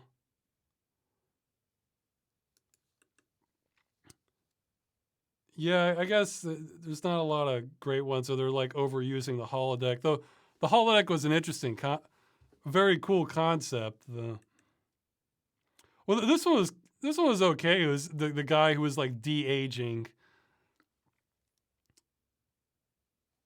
Oh no, that one was okay. The one where they tried to kidnap the Enterprise's. Yeah, everyone's sterile and they make clones, but it's like breaking down, so they want to kidnap them for their DNA. That one was. Oh yeah, the crystalline entity. That was a good one. Let's see, Wesley again. Yeah.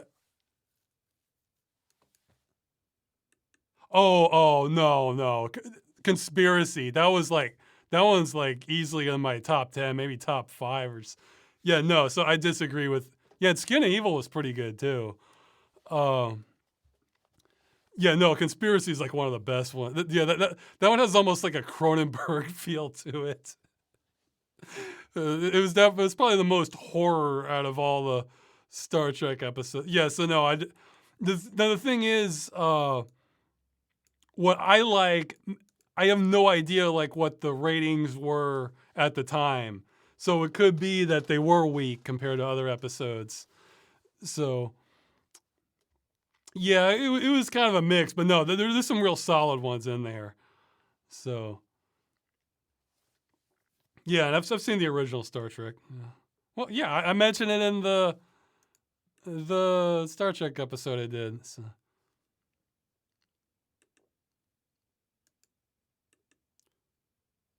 Okay.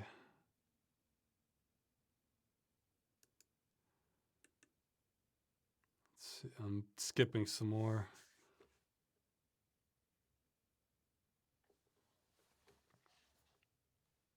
If you were to be they're saying they have minions in Mario games for Bowser. If you were tasked to be the king of any kind of enemy in Bowser's army, what would it be? Oh, I'm not familiar enough with his full roster. Like my knowledge of Bowser minions sort of fades after Mario World. Let's see. Yeah, I'm afraid I'm not. I mean, I guess walking bombs, that's pretty good. I mean, they're all gonna get killed by Mario anyway, but they had a neat look to them.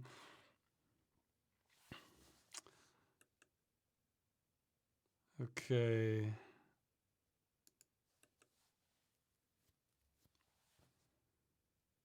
Yeah, I still have soul protection ideas. That's one of the questions.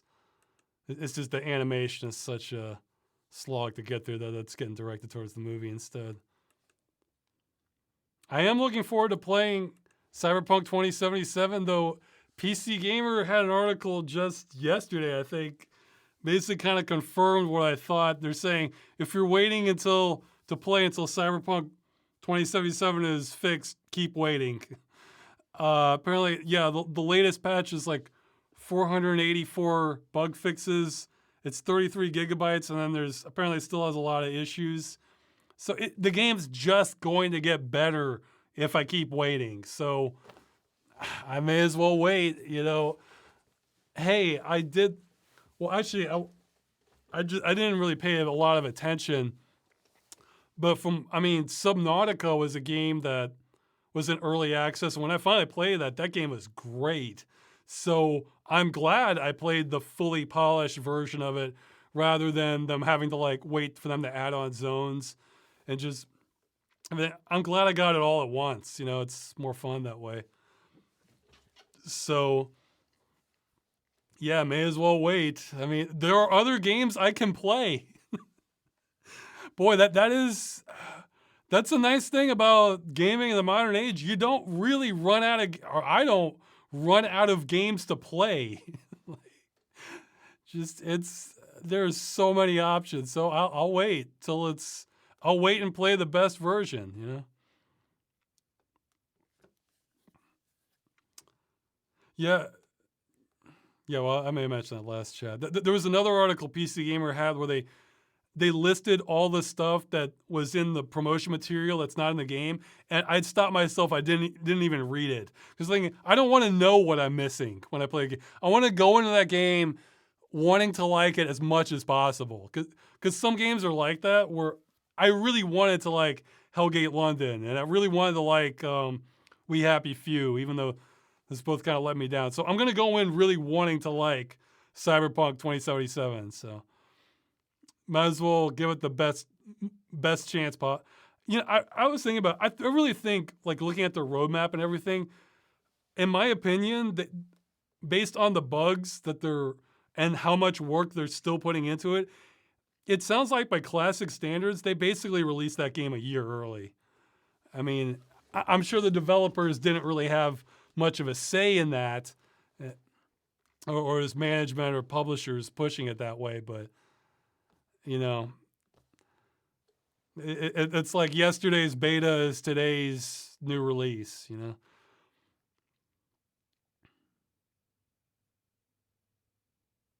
you have any... Okay, this is really low on the list, so I'm afraid I didn't have an answer ready for it. Do you have any favorite cities or built-up areas in a game? Places that make you think that community could believably live there? It annoys them when artists design locations that have great aesthetics but would fail to function as a place, housing hundreds of thousands of people. And he's saying Whiterun and Skyrim being the capital, holding the king's residence, but only having a handful of other buildings. Oh yeah, that's a good point. Well, part of that's a practicality and a technology thing, because on one hand, games that tend to render entire cities tends to be the whole game in itself, like the Grand Theft Auto stuff or, Watch Dogs or Assassin's Creed, because that's so much work to do that. But on the other hand, depending on the gameplay, maybe you don't really need the entire city. Like it can become a quantity over quality thing, and you just have repeated procedurally generated stuff, and that doesn't add much to it. I guess the compromise between those two, if you don't need to have the entire city, but you want to show a really cool city, is you show all sorts of stuff in the background. So yeah, there's the city area you can roam, but then if you look at the skybox, you're seeing massive amounts of other buildings, that sort of thing. But no, that'd be a good question. What's favorite game cities? That's another thing I have to go back and look at. Well, I actually am liking that about. Yeah. Actually, feel free to email me on this. And Grant, I can say right now, I am absolutely going to want to wander around in Grand Theft Auto 4 in VR. I don't think I'm going to really want to play the game that way, but just wander around in it. Because at sometimes that city really feels alive. They put a lot of work into it. But yeah, if you know about this, is there a way to set the day-night cycle to real time or much longer? Because I would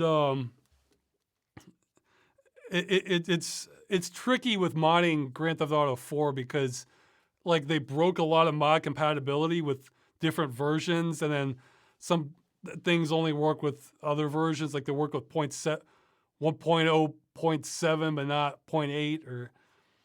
So yeah, if you know how to change the day cycle, because man, I want to go in like a Liberty City in like the evening and just eventually do my, like I mentioned in the last video, I want to walk around like I'm really there. I want to go in there in like the evening and just watch like everything in VR. So again, wouldn't want to play the game that way. I think that gets sick pretty fast, but.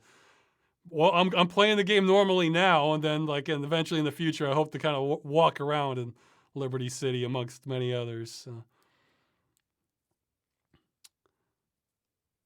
But yeah, So a lot of that's a technology limitation because in the past they just didn't have the rendering.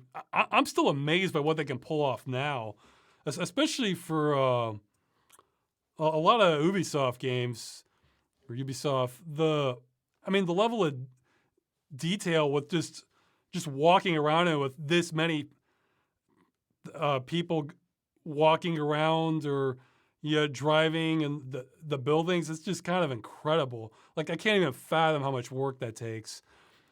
So, that takes an incredible budget to pull that off. But again, no, it's a good point. Like with the Elder Scrolls games, those did not feel like major cities and capitals.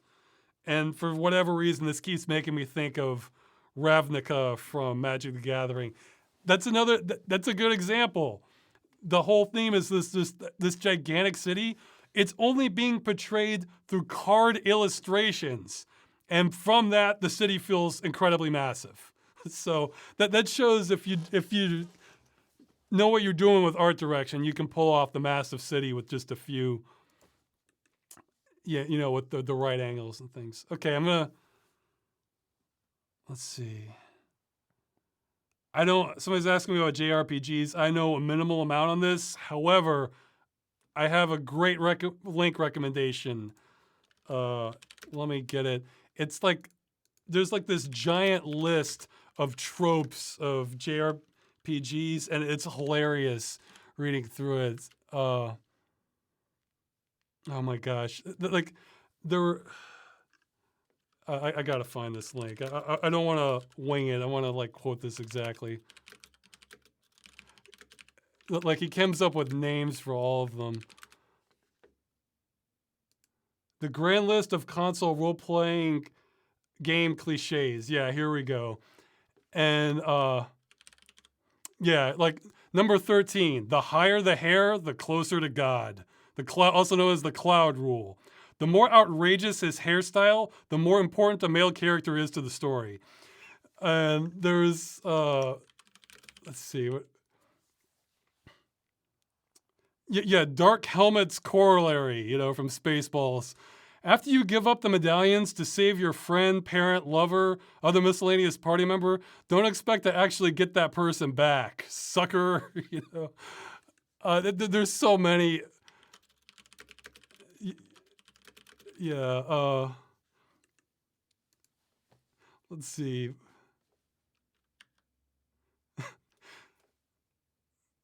Adam Smith's corollary.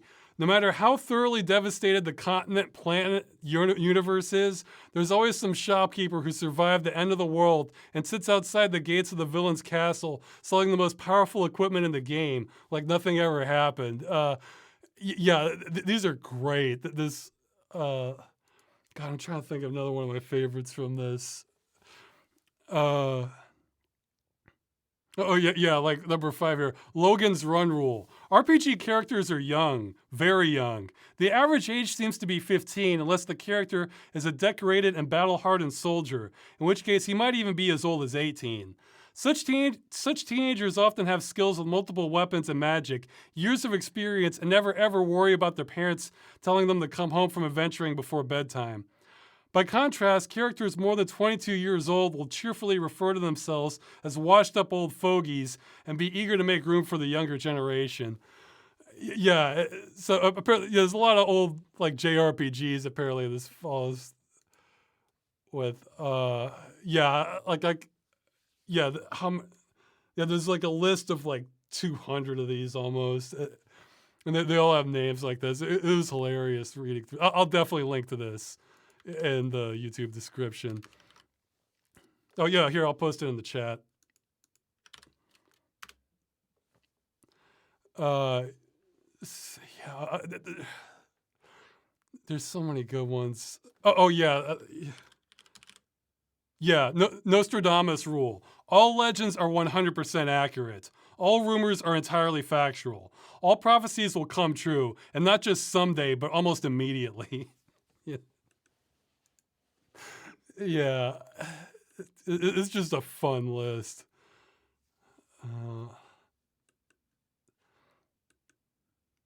Yeah. There are always giant robots. Always. Okay, yeah, I gotta stop looking at this. It's just too much fun to look at.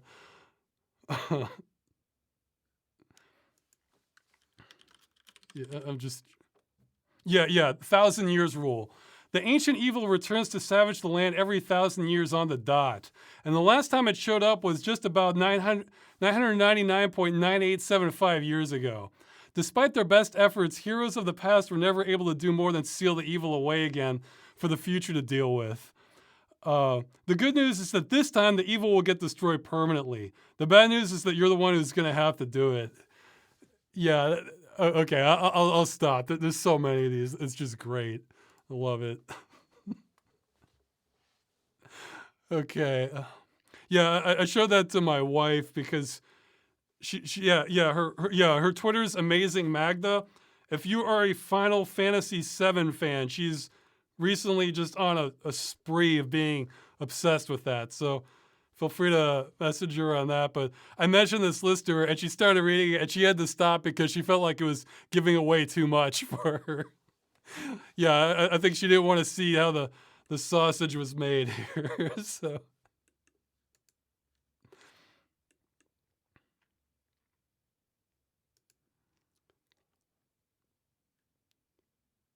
Yeah, geez.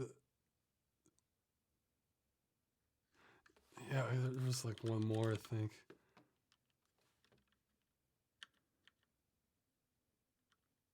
Yeah, okay. What last one? Material Science 201. Everyone you meet will talk enthusiastically about how some fantastically rare metal, iron, say, will make the best possible armor and weapons. Oh, if only you could get your hands on some. However, once you actually obtain iron at great personal risk, everyone will dismiss it as yesterday's news and instead start talking about even more fantastically rare metal, such as gold. Repeat until you get to the metal after mithril. Thanks. Okay, I'll stop. I can lose all my time on this. I love this. Okay.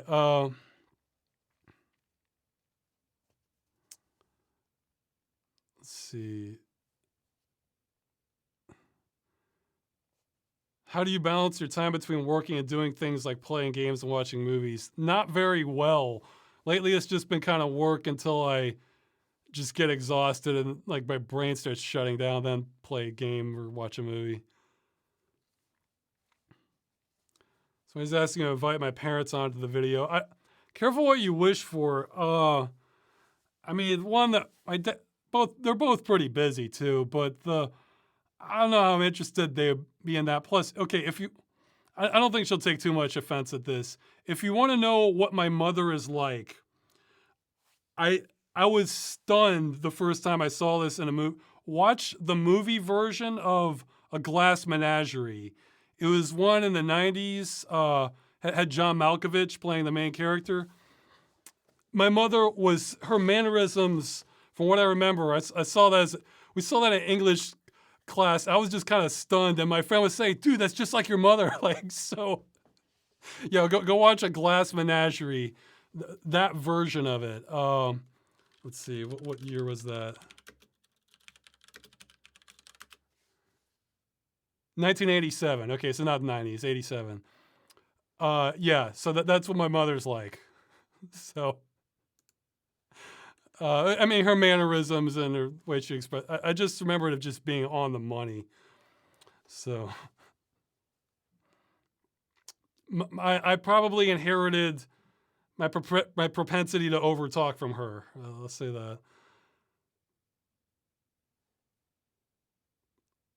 Okay.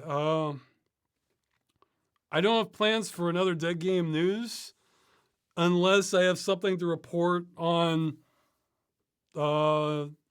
making developments in France.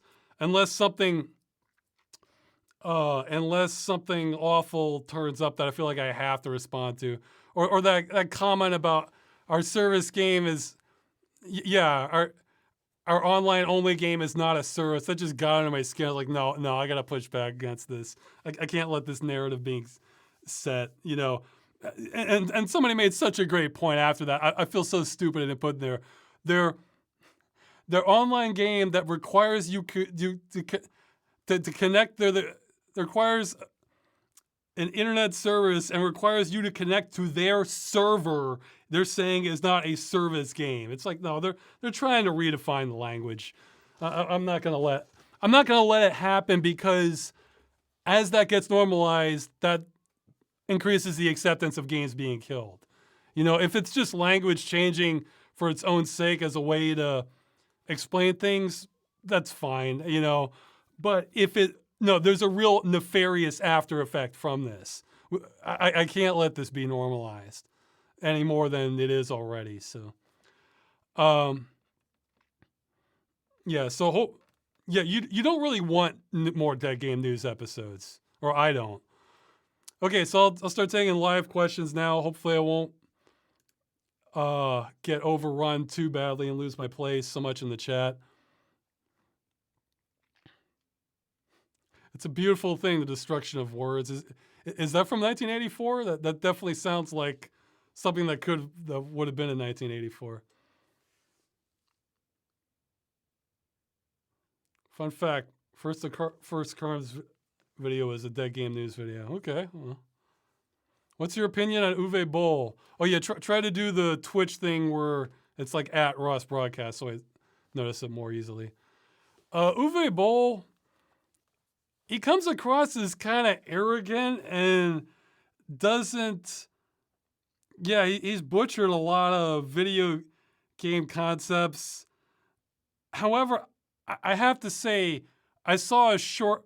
I think he's not a good director for video games. However, I will say I saw the potential in him when I saw Postal, because there were parts that were genuinely funny. I think Uwe Boll is missing his calling by not doing comedies with good scripts. I think he could handle that. Not to say the Postal movie was great, but I think Postal was like the best out of what he has made. There is a hilarious article about somebody, like a writer who was trying to work with Uwe Boll on Alone in the Dark. I'll post a link to this too, maybe in the chat. He had some genuinely funny parts in Postal, I remember. Yeah, and he just leaned into the offensiveness where he was pretending to be like this kind of like former like Nazi. Was it like, I forget it now. It's like involved with like the Nazis somehow formally, and then like some guys yelling at him that he's like, "Where's my money? You haven't paid me for the work." He's like, "I've got something better, gold teeth," and like he's like, that's what I mean about offensiveness in humor. Like you can, if you do it right, it's funny. It was so, yeah. I feel like there's the uncanny valley. I feel like there's like an uncanny valley of offensiveness and humor, and if you don't go just all in, it comes across as very poor taste or hateful even. Whereas if you just cross that, it becomes so outrageous that it becomes funny again. So, okay, on the dirt. This article is gold. I gotta find it here. Yeah, okay. Behind the scenes. Yeah, this is from Something Awful. Uwe Boll and Uwe Boll's Alone in the Dark. Yeah. This it shows how his like ego got in the way and kind of ruining Alone in the Dark, and the article's hilarious. I'll post this in the chat. And yeah, I have to remember to post that when I do the YouTube link. Okay, so not only scroll up, see everything I missed. Comes to playing games throughout the week. Do you like to play one game until you've either seen enough of it, or you play multiple games throughout the week? Yeah, my games list. It depends. Like if the game's like just amazing, you can type stuff in the chat. You won't see it on the Twitch video. I'll get to it in a minute. You know, like if the game is just sucking me in, then I just want to play that one. But if it's just kind of like okay, I might want to play something else too, or like maybe a different genre. Like if one's like really action oriented, I might want to play like an adventure game that's more slow paced.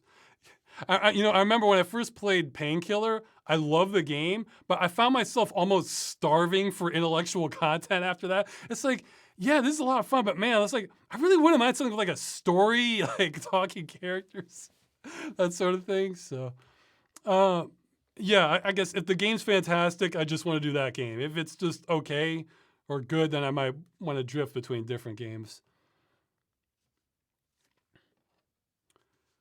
We let a big company, EA, buy out the movie for $1 billion. Yes, for $1 billion, absolutely. They could even butcher it, and I'll just make something else. I have other ideas. I mean, geez, then I can make a bunch of other good movie ideas. I mean, the movie is one of the best. I'd say it's not even the best idea I have. It's just the best idea I think I can produce in a movie format. I think I have an idea for like a series that'd be even better. So when you're playing through the game first time, are you the guy who plays through a vanilla, or do you like to look on PC Gaming for any official patches and widescreen fix? Oh, okay. For technical stuff, yeah, I like to. Yeah, if I can enable widescreen that fits the game well, you bet I want to get it working in widescreen. Or I mean, the patches. Yeah. It depends. If it's like something that really changes the mood of it, then I might not want to do that. But, oh yeah, I definitely like to tune it to get it working well before it. Grand Theft Auto 4, I had so many things just kind of breaking on me that I just kind of called uncle on it and just, I took the win of getting 60 frames a second and just, but I eventually would want to play that with the times, with the day-night cycle slowed down and VR. So eventually I'll get to that. But I saw a lot of things that they're like, oh, this patch makes this work. I try to run it, it doesn't work. I try to run this, it doesn't work. It's like, okay. And then it just got kind of frustrating. Will you consider making some of your messages into infographics or bite-sized memes in order to get them as many people as? Yeah, that's a great idea. That's going to take time for me to figure out. So I think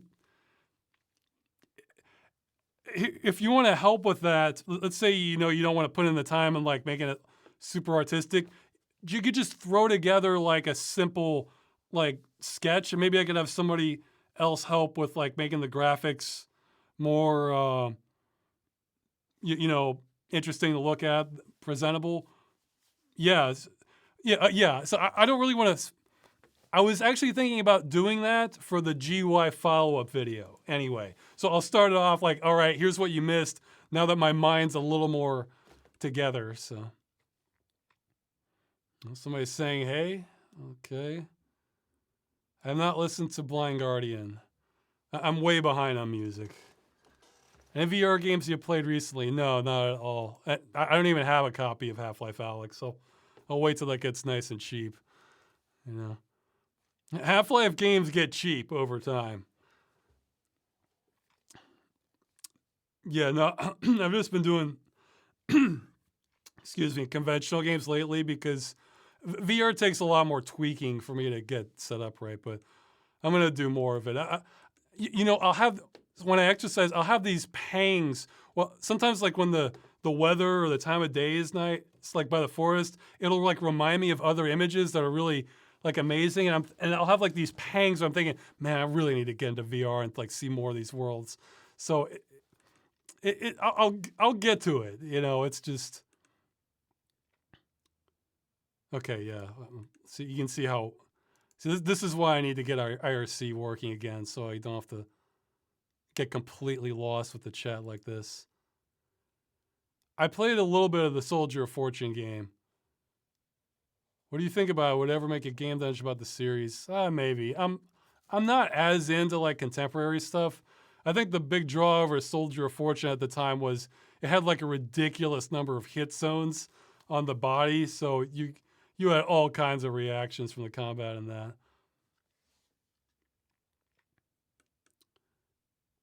Okay, thoughts on Steam's remote play together co-op games are making a comeback.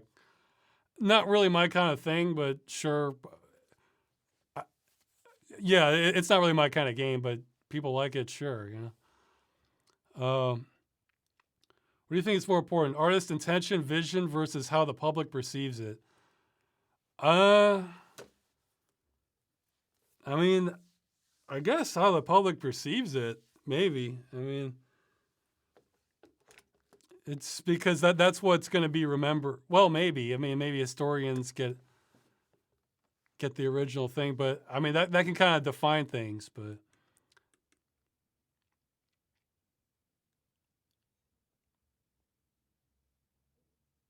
okay. Current house there it goes. Okay. Current house situation.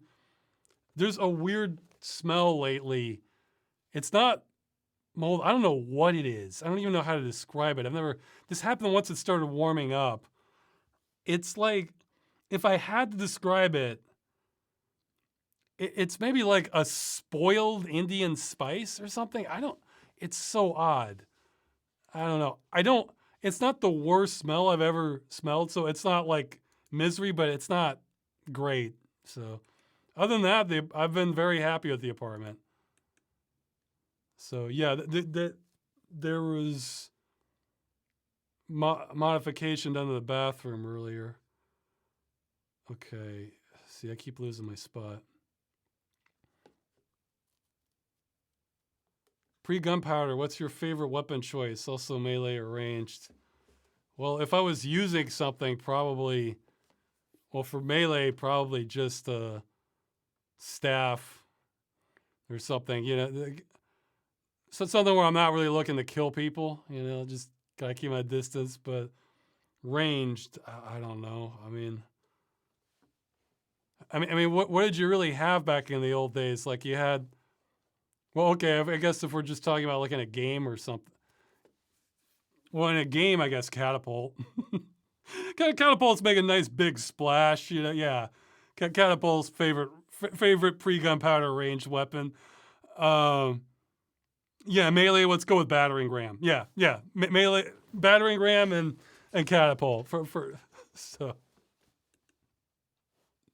Because if you're using those, a lot's going on.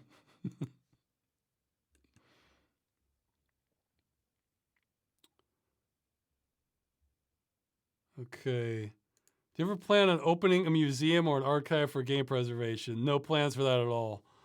I mean, I'm fine with having my collection be public if I'm not going to get sued, you know, but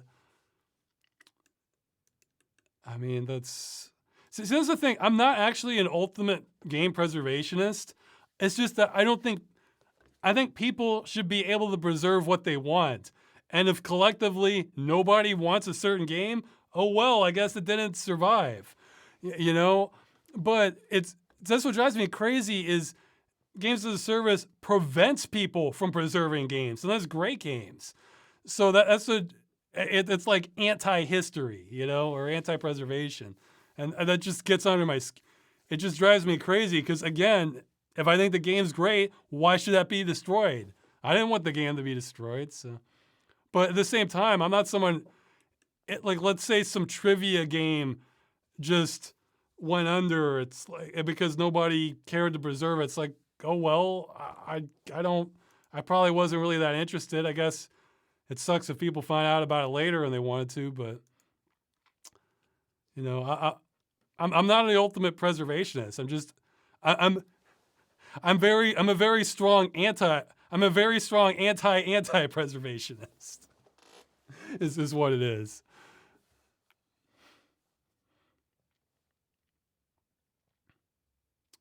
Hear about massive Russian army buildup on the Ukrainian border. Do you have a backup plan for leaving Eastern Europe on the off chance things go really sideways? Well, I mean, I have an American passport. Under the Schengen agreement, I can basically go anywhere in the European Union for 90 days. I hadn't really heard of the buildup. It would be nice if we don't go to war on something, It'd be nice if we don't do that.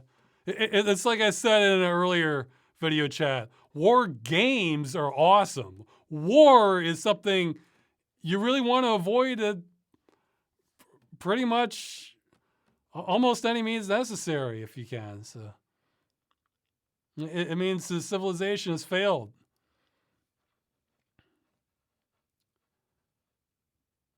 Do you think the Fallout series has a chance to come back from the depths now Microsoft owns Bethesda and Video? I have no idea. I mean, they're still pushing 76, so who knows? Would you write a book? What kind of book would it be? It'll probably be fictional. I think probably not, because at this point I've had my appetite satiated too much by being able to make videos. I'd rather make a video. So, I mean, I could write a script, and, well, it's kind of what I'm going to be doing for the movie anyway. Have you thought about your choice of games depending on your PC components? I don't really understand the question. I see. Well, yeah, if it's like a super modern one, I might not be playing that because, the frame rate's through the floor. But have you played It Takes Two already? No, but I think the only thing I knew about, let me announce this. Here's another article for the description later.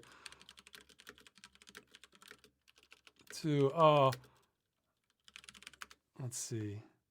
Yeah.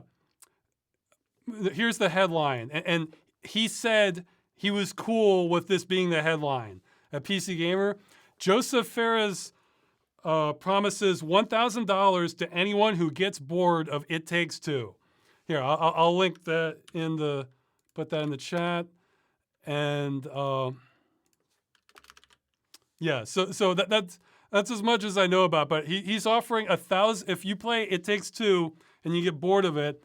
Then he's saying as a public statement that he'll pay you $1,000. The designer. Yeah, I made a post on that on Twitter saying, boy, it's like this. I'm not a PR expert, but this makes me look good. I would not want to be on the record saying that, and then being like, no, it's just, and he's like, and doubling down on it, like, no, I was just like speaking in the moment. I was just real excited. I didn't really mean, no, he doubled down. So yeah. Any aspiring law students, this might be an opportunity to kind of brush up how the law works on this sort of thing. If he decides he doesn't feel like paying. So let's see. Would you consider making a live brainstorm on how to organize your music? That sounds like a great idea. And this, however, like it's like a copyright minefield at the moment. Because I would want input. So I'm not even sure. I'd have to like really go through my collection and figure out stuff that's just way too obscure to have any copyright issues. But that might not cover the range of genres I need. So, current most controversial opinion on video games or suggestions for the companies? Same as it was before. I think,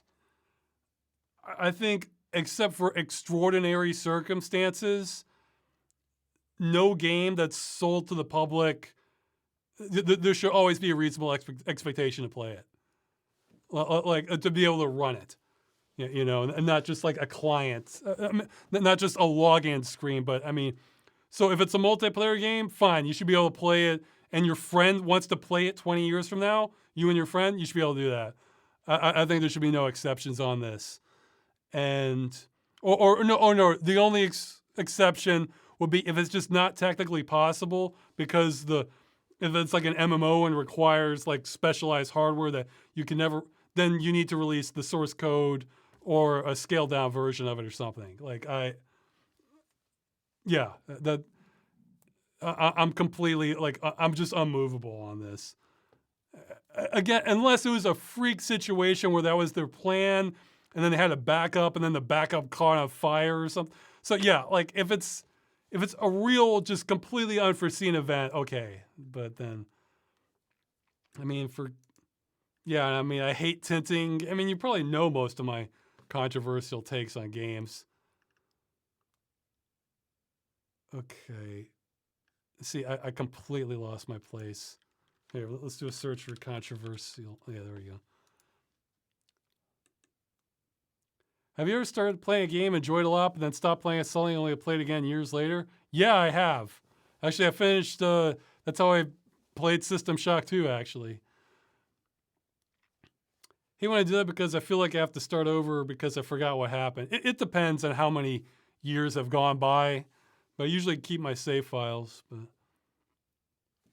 what was the golden age of multiplayer games in your opinion? I don't know. I mean, my view is probably pretty biased on this. I know it was pretty exciting in the late 90s with it because you were seeing it all felt kind of new, you know? But I was like a late teenager in the late 90s, so my views might be skewed on that. I can absolutely believe there are better multiplayer experiences now. I mean, you have mods emerging, and I remember there was a big Quake versus Unreal Tournament showdown, but I can see where the gameplay could have got. Yeah, I think I mentioned my EverQuest stories that I had. I mean, I didn't play EverQuest, but just witnessing that was pretty fun. Although I can absolutely see where the World of Warcraft stories could top that. If I didn't mention the EverQuest stories in the chat, let me know. I can maybe do that next time. The one when I was working and saw what it. I'm pretty sure I did mention that, but if was Gordon Mines canceled? I didn't check your. No, it's coming out soon. Go Freeman's Mine. I'm sorry it's been so slow. I'm actually been kind of shifting. I think you're going to see a lot more Freeman this year. Yeah, judge me by my output this year. Now, not so far, just this year, and then I'll. Oh, that's a good idea for the music. Brainstorming that shows the list in YouTube, so I post the link, and then I don't have to stream it, and people can follow along. Yeah, I can maybe do that. I mean, it's going to be more awkward and more of a. See, I always get hesitant when things are like more of a hassle for the audience because people just aren't going to want to mess with it as much then. It's like a barrier to entry, you know? Or is there like a time limit before the copyright kicks in on Twitch? If that's the case, I could just like make sure I keep the samples under 10 seconds or something, that sort of thing. Have you tried the Pathologic games? I watched a video on Pathologic, and it made me glad I didn't try to play Yeah, I tried to play Pathologic for like half an hour or so, and I wasn't really getting into it. But then I watched the video, and then I'm glad I didn't try to play Pathologic. It just like, oh man, this game looks like misery trying to play this. But it was interesting. Yeah, they're saying complex systems. It has to be complex and fun. Like the fun's a real critical part for me, you know. Yeah, I sideload articles to read them on a tablet. Do you save the web page and put it on there, or do you just use the sync feature for Firefox to sync up your bookmarks? Maybe I just save the web page. Maybe it's better to do the sync. I'm not familiar with the other way of doing it. Like, I don't even have wireless enabled on my tablet because I figured that would just drain the battery more. It would open it up to a possible security thing. It's like, I don't need it. So just, All I use my tablet for is reading. Yeah, I have it right over there. Okay, I think that's it. This has gone on a while. I can feel my voice going. Freeman's Mind coming. Game Dungeon. Game Dungeon is going to continue getting worked on. There's one that's basically done except for the video editing. I'm working on the next one now. And then if that's still held up, I'll kick that to another editor and then work on the one after that. So it's all gonna, the dam is going to break at some point, okay? And then the videos will come out. So we'll just see how it is. I knew this was a risk in getting help from other people because, again, if it doesn't have the sort of feel that I'm going for, I'm not going to release it. So, and I'm just going to go and do it myself later. However, I want to exhaust with other editors. Thank you for your patience. I know this looks, oh wow. I know this looks really bad that, oh yeah, there were more questions I missed. Any update on the perfect UI? Yeah, there'll be more happening on that. That's definitely part of what I'm doing. But so I really am doing things. I know it looks like I'm just well, this is the whole reason I set up the video chats to begin with, you know, let you know, because otherwise it would just be months, not a word from me. It's like, what happened, you know? So, which I'm fine with that, but I can see where that's a problem for the viewers. So, okay, I'll see you. Video's coming.